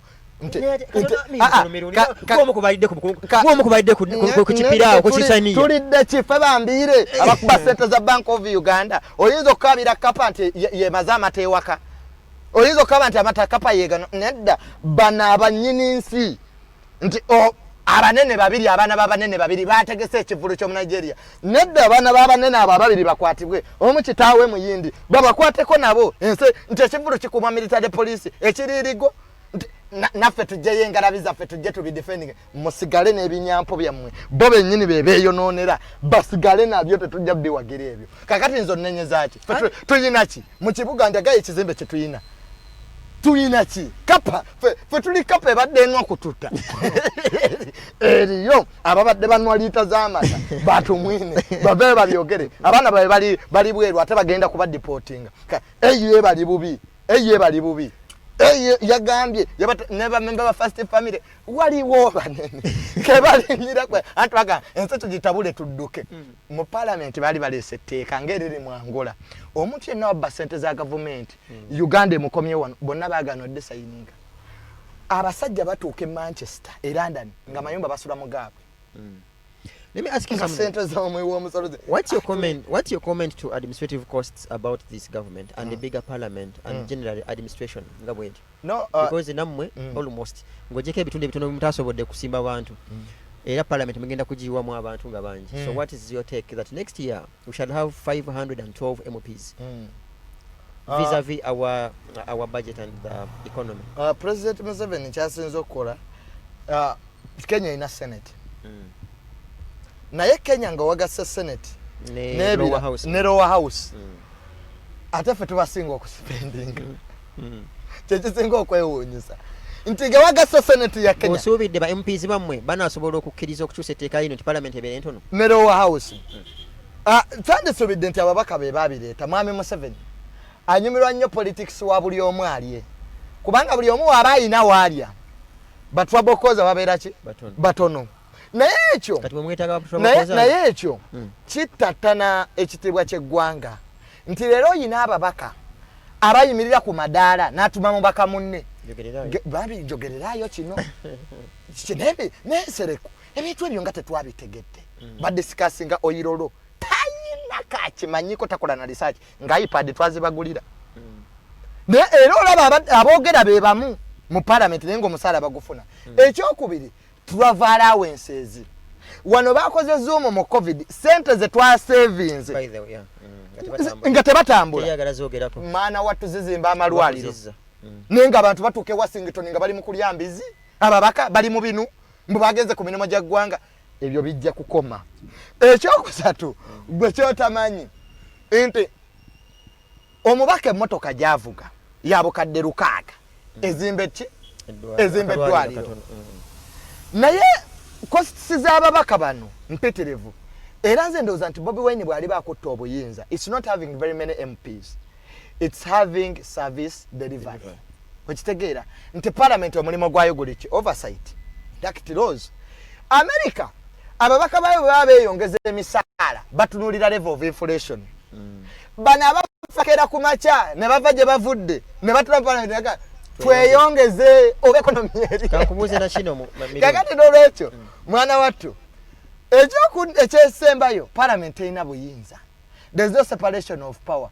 because President Museveni ayina 2/3 majority in fact ye ne South Africa balabika mu Africa bokka be bakiina kakati parliament esobola kukola checks and balance olwokuba nti ababaka abali mu NRM be bakola obungi parliament ceases to be parliament and it's an extension of NRM nti kyovola bange bizibu tulina bingi whatever happens in a caucus is what they pass kyovola bange obukiiko obwo bwe bakola tebujja bawa reports bogera ku parliament okufuna information bakusasuza public information baga soko sasule mu URA ate buli paper ya mutwalo bakulemese because tebagala ofune report ziri nti bwona jayo defensive committee report ne sente ze twawa amaje n'amaje byegagula ensejja kuwawala bwona gena mukachiko ka health n'agaba ne twaba wa billion wezi mu covid zo zakoze eki ense wawala nenga ba member ba parliament batudde mu bukiiko obo basirise banwa chai ne keki I have ever seen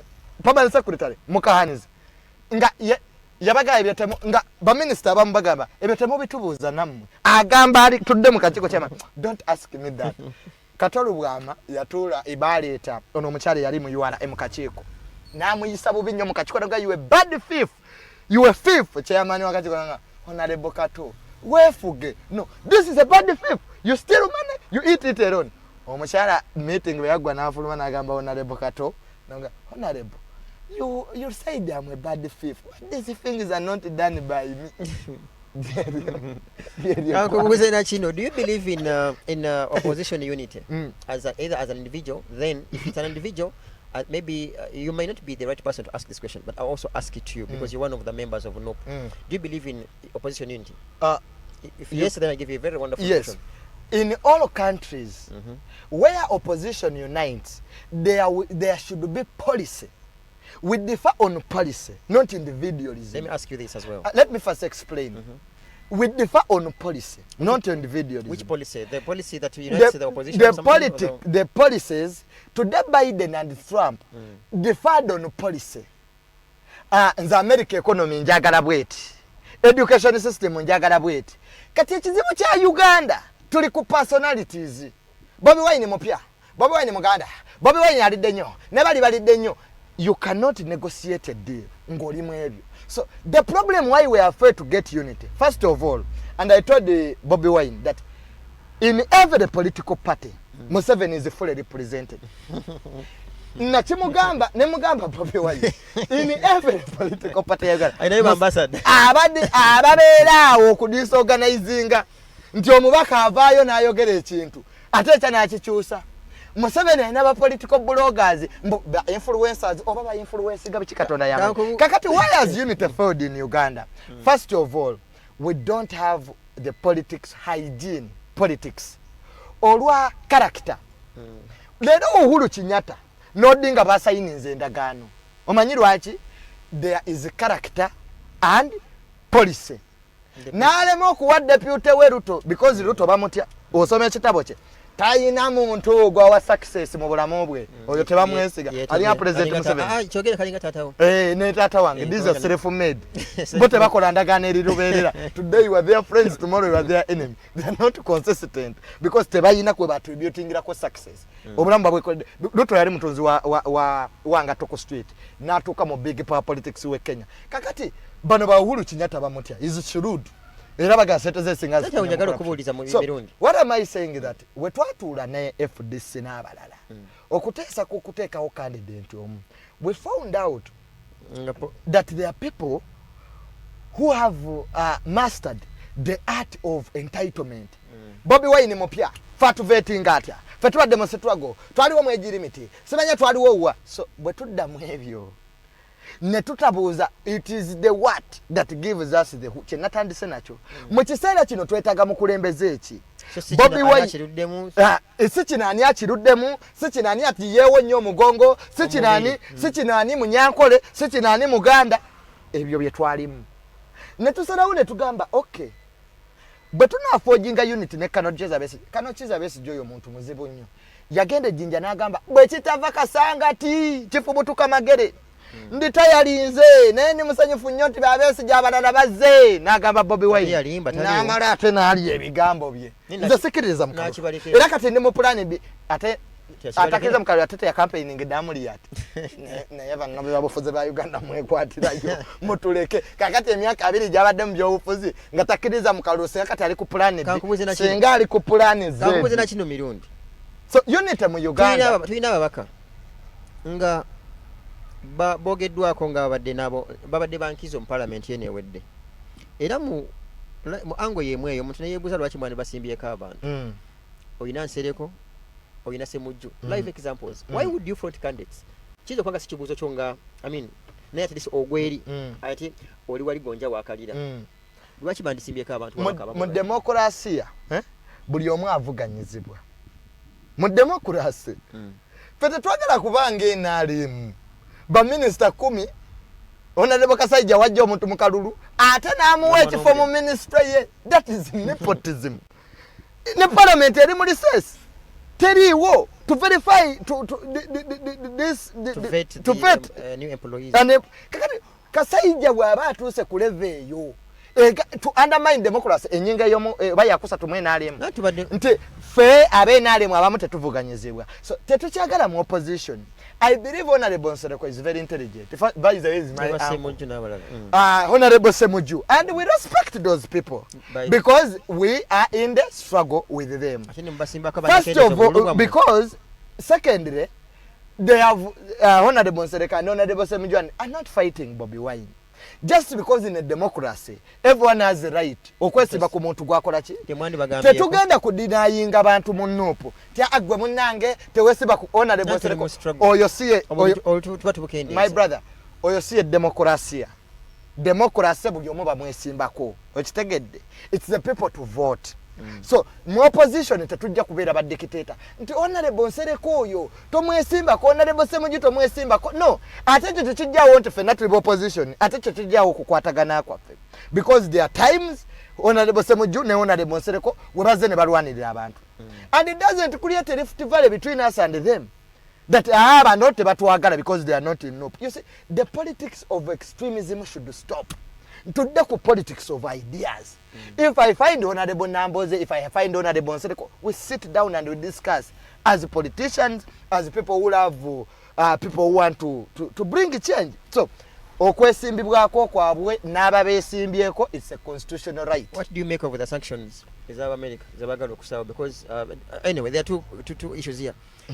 International Court of Justice yegamba at least genakafuna ngabucha nti petition ya Dr. Besigye aba people's government je bateekayo bagenze okusanga tena merit kiri yawo ogamba no babadde besimbu mu kino bamagulu meeru kiri tuwe wosoma judgment y'abalamuzi nga basala omusango mu 2006 ruling yabwe egamba nti tukkiriza akalulu kabbibwa because of BC bayinza okuba bakyogera nti kabbibwa nga tebakyogera mukama naye wosoma ruling yabwe ne reforms ze baleeta oba zaali 13 oba zaali 10 nti reforms zino zikolebwe mu kalulu akaddako tuleme kubeera na illegalities ezo bazitwala mu parliament kye yakola okimanyi kuteekako buteesi independent electoral commission chokaje ate nga biri tebikyusizza kakati parliament weegaana okukyusa reforms zino nekisigala kitegeeza ebintu bibiri akalulu kano bwe kanaakenda mu koti kagenda kuba nalified because reforms zitemwazikola ki secondly who are the biggest donors of democracy mu Uganda? America na Europeans. Kati bokusala wino America na Europeans. Tuwakwa mandeka sese eyo petition aba people's government bateka yo. Kasaka maloko nyonyira. America na Europeans abo. They cannot fund an election whereby reforms zilite zakola ki. Tezakolebwa. That's why Mr. Museveni bamukutte ali ku hard rock. He must ezo sanctions ze batadde ku bannamaje. Kitegeeza ebintu bibiri. The arm has been detoured. Temugenda kutta bantu nga international community eraba tabatatano mukaga tomalo bakole ki oba compensating. Secondly, olaba head of intelligence oyo wa intelligence wa CMI kasitaba zungu batandika okuteeka sanctions kasitaba batandika okuteeka sanctions ku intelligence duka kwa enyindo za government intelligence embwe ekigiyamba okubeerawo okuwunyiriza kakati because we share intelligence share information President Museveni yatyala ngamba walabu nga tabesiganga ennyonyi esura Israeli because of intelligence. So countries share intelligence. Secondly, abamajje emitwalo egisoba mu 3 America be babasasula omusaala counter terrorism America be baji training kakati ebyo byonna sanctions zino zitegeeza nti mwami Museveni bajja mu force ate mukulu mirundi kyekino kyagala okubuuza okitambulule bataddeyo petition a people's government nga abantu abasuka mu 10 okay no genda waggulu batibwe kasese mmwe abantu wano abakatibwa bali 5 mu 9 abamanyiddwa very good kati olaba agobye kiri ekinene bo bano bo bano bwe muteekayo petition obaaki banabawuliriza anti ekyekasese kiri two-sided. Abe president wa prime minister wa Ethiopia yalumbye Tigray region eyabadde yagala okwekutulako natta abantu abateebereza okubanga abayeekera. Secondly, Mwami Museveni kye bamuvunaana ICC General Katumba amala bamubuuza cooperation eyo n'agamba nze sigimanyiiko. Ono media n'agamba banne sigimanyiiko. Kakati ono genereru ereru bamuteekako okone ku sanctions nga takyalinnya mu nsi endala olw'okutta abantu. Omusango teguvunda. Leero olaba abaali mu genocide y'e Rwanda bakomezeddwawo. After how many years? I don't people, you know Ugandans we are like the Bourbon monarchy. They learned nothing and forgot nothing. If the Rwandanian generals after 20 years plus baba jebulane baba komyawo mu kooti z'e Rwanda babonerezebwa olw'emisango gye baateeka mu genocide kakati bado bagenda kuddukirawo. And these people are young. So whether Museveni is here, whether President Museveni has gone, the laws that guard international people and human rights will get these people babatwale babonerezebwe.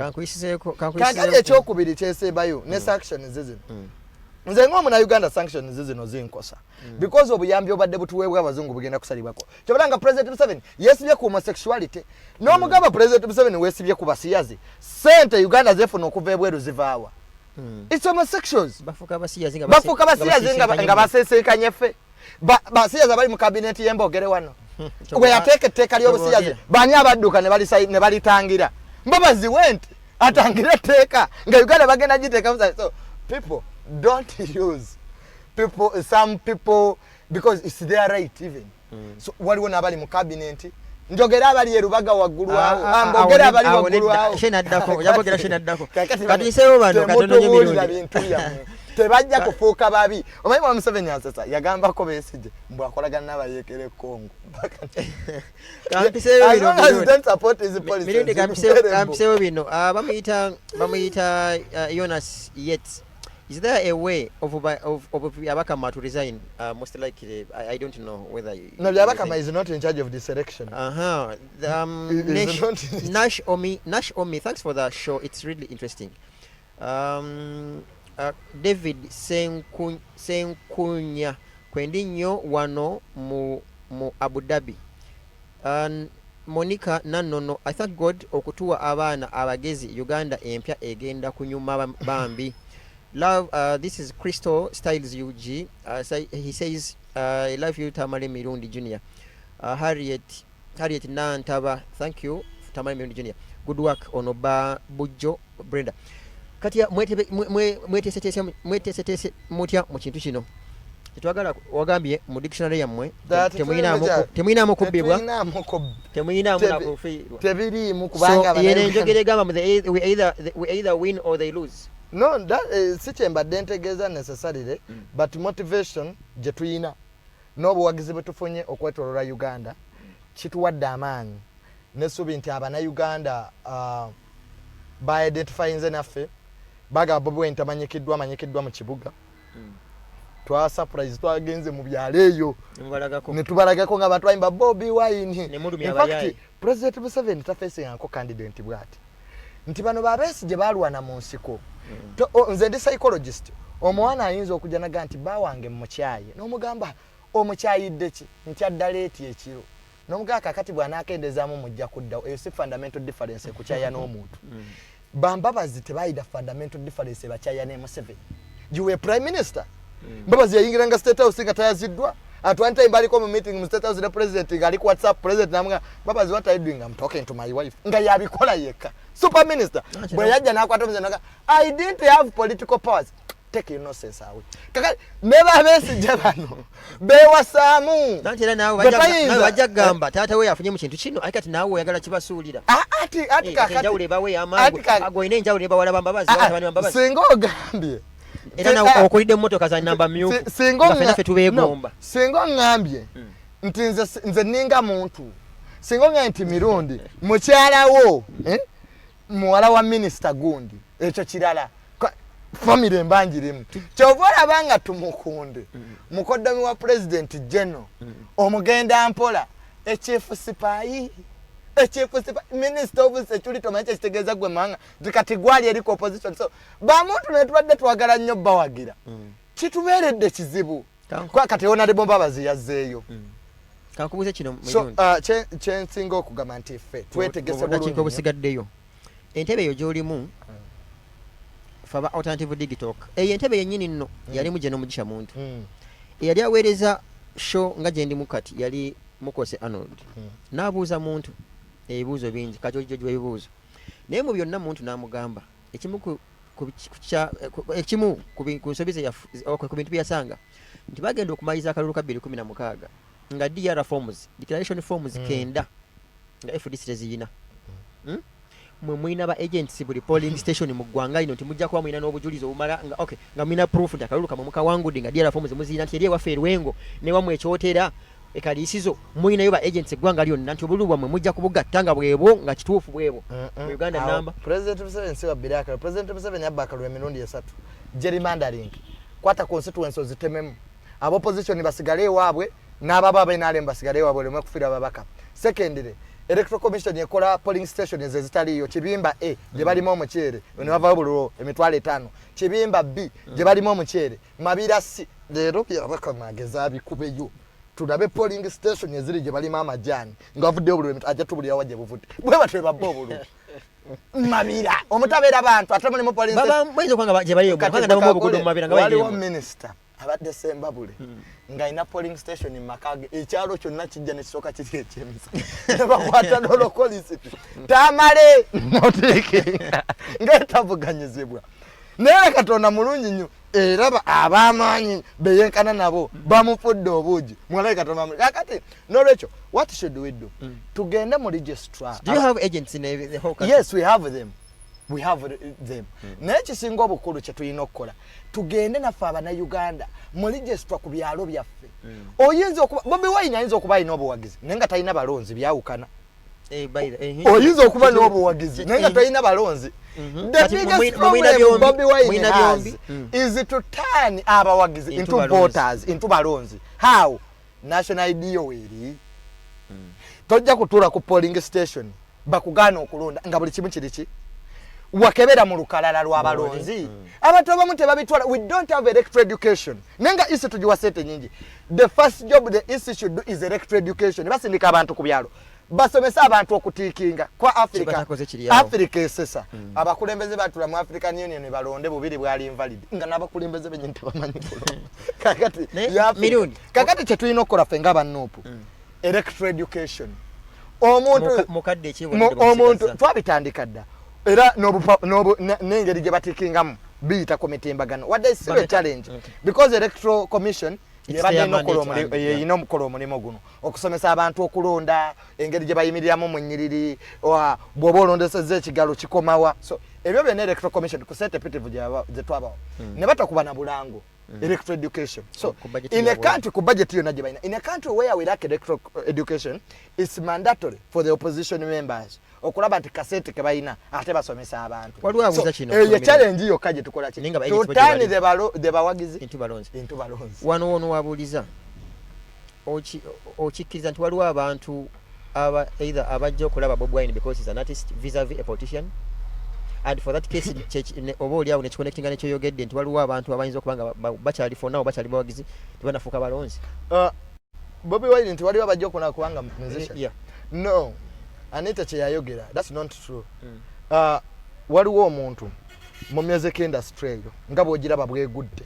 nti abayimbi aba Nigeria bajja wano ne bakolerawo bye bakola nti music industry yafa naye nga music kintu kyamaanyi nnyo mu byobufuzi era teri mukulembeza ayagala kuvuganya muyimbi Bobi Wine popularity ye 20% eyiza okuba music 20% naye nga ebimumakinze the wrongs of the government ba chameleon baina numbers bali badde bayimbi chameleon yakubanga East Africa yonna netagala nga yaliko but tayinza kubanga Bobi Wine kwa ebimokinze Bobi Wine bilala it cannot be music necessarily sevola banga olero bokera ku macha nobanga oli professor Makerere wasoma political science tosobola kubanga Bobi Wine oyinza okujja ne bakuba akalulu because ebifudde Bobi Wine biki there is a transformation in his life from a ganja man a weed seller to a musician, a powerful musician, from a powerful musician to member of parliament, and he identifies the problems nata tulabutuzi ezuluma society to a president.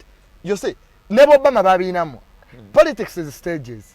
Omwana bamusibe bikorokomba asoka yavule nga tannakola ki nga tannatambula. Bobi Wine ogenda mu parliament kyamwanya exposure. Yalabe ensinga bwetambula. Yatula kachiko ka presidency. Aka kolebye emirimu gya president. Nafuna ekinyegenyege. Nafuna exposure. Nti olwaleta kisizo tukola obi mutabani wa Moyi, Gideon Moyi. Ate talinga mutabani wa Besigye. Banjawulo. Nti ziri Kenyan families zizimba abaana ne bakusomesa Harvard nobera n'emikwano nomanye ensiga we bagifuga. Era Gideon Moyi bwakwata omuzindalo. Mudavad, mutabani wa Mudavad. Bawetangula bakitabe bali bagagga bakalonza musoka. Tugenda kiwunzika mu dakika nga 3 nyamukulu mirundi. Omuntu akubuuza ngeri omulamu gwaffe gubadde. Isn't this your move to prepare yourself for a soft landing, either as a person or to protect the interests of your dad when your daddy's boss is no longer managing this country, and therefore you are preparing yourself for this soft landing, because this is what people have been saying in regards to either Sejusa but tumukunde mwe kintu ekiba kyanka bwe mukiraba nga kyatera okuyiika nga naawe wessa side eno basubye nti wali nabo balimete kuyisa si bulungi ng'ebintu bikyusa. I'm not part of that class of people that are supporting Bobi Wine because of uncertainty. Fear of the what? The future. The future. I'm not part of that class. First of all, I'm educated. I'm entitled to a job. So, secondly, I'm not supporting Bobi Wine that I'm supporting an individual. I'm supporting principles. Okay? And even if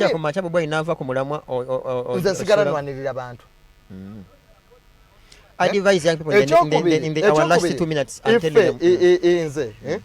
Ntegeera tewali muntu agenda kufuga gwanga lino. Njagala Tereza kamera eyo bulungi. Tewali muntu agenda kufuga gwanga lino nga talina banna Uganda. Ekyo kigenda kusoboka. Era President Museveni akimanyi nti NRM teyina lugendo. Kyovula nga teyina kitebe. NRM ya political party teyina kitebe. Ye bwakoma nga babuuka badduka ng'ensanafu. Tewali yo political party ebadde mu buyinza 35 years nga tayina kitebe. Era mwami Museveni yaga am the vision.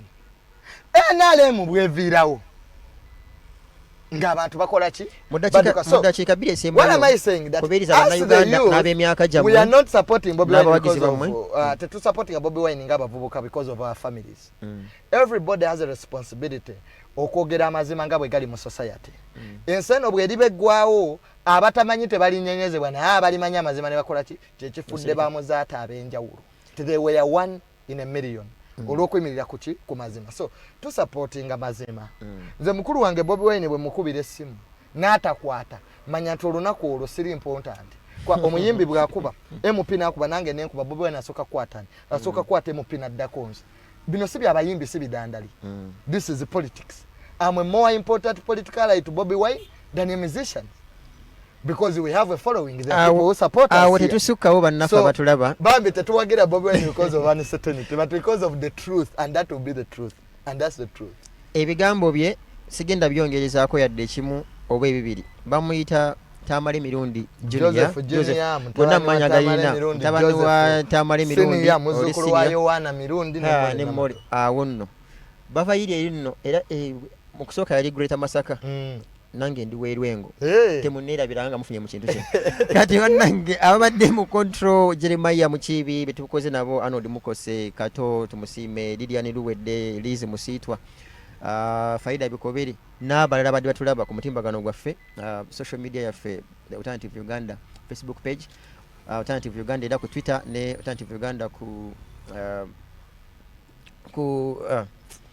Alternative Uganda ku Twitter rather Facebook ne YouTube. Mwebale nnyo mubeereze nga mutulaba. Nzikiriza tumire ku bantu banga abannupu bannange mwebale nnyo bakeringa COVID wali okwambala maseke se political statement ebyaddala abantu bafa abavubuka tulekeraawo okukola effojjo. Woba osanze oweena aliemu toyina kumukuba nnyo osooka omulage nti oli wa nopu nnyo ebyo mukama waffe Bobi Wine si byagamba era ffe Bobi Wine yatugamba nti tukuume emirembe kubanga abantu batwagadde lwakwati tutaddewo enjawulo wakati w'abatufuga ne bali bayita bahooliganism ate bo bali bahooliganism nnyo okusinga ffe kati ye comparison abanewako n'obujulizi nti bamenyanga zibbanka okay awo leero sikawo bannaffe tuli ku programu zaffe ejja kugendanga mu maaso ne sande eno tulinayo owekitiibwa Dani Muliika mu programu yaffe eriiso ly'omukulu ate mugamba wano tunaasukkawo akuume era tuddemu n'enkya ne shows zaffe muzigobererenga akuume bannaffe tuli ku the alternative digitalk.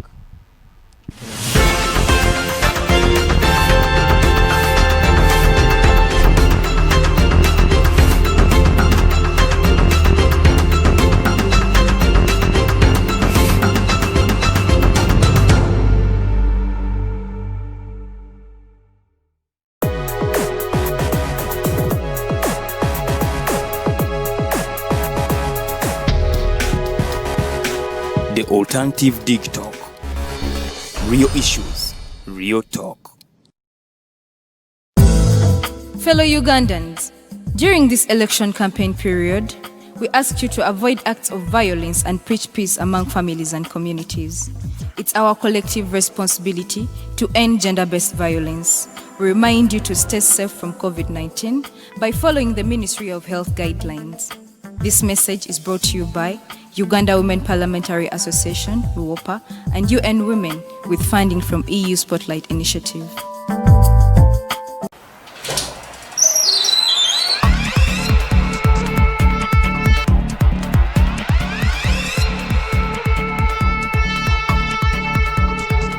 You have got to get up pretty early to go do something.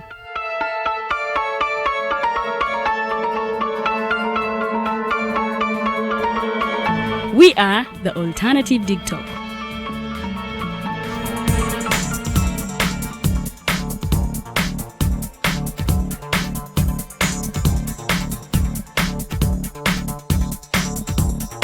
With our mobile studios, we are redefining TV presentation just as technology is setting the pace. We are blending our approach with fresh, perspectively designed breakfast show, The Mighty Drive, informative and entertainment show, exclusive and live interviews. President Museveni wadde juzi namulaba apima akawunga kilo 2 tasobola kalya nini bwaba alya kilo 5 oyannema okuliisa eggwanga ne bwe limundekera.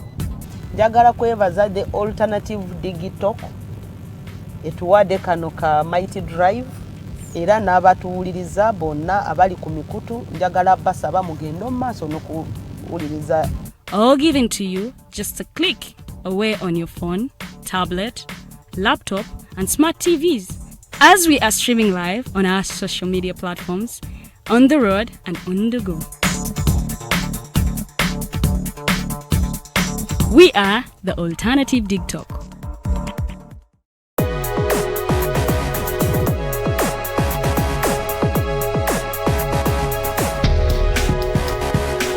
The Alternative Digitalk.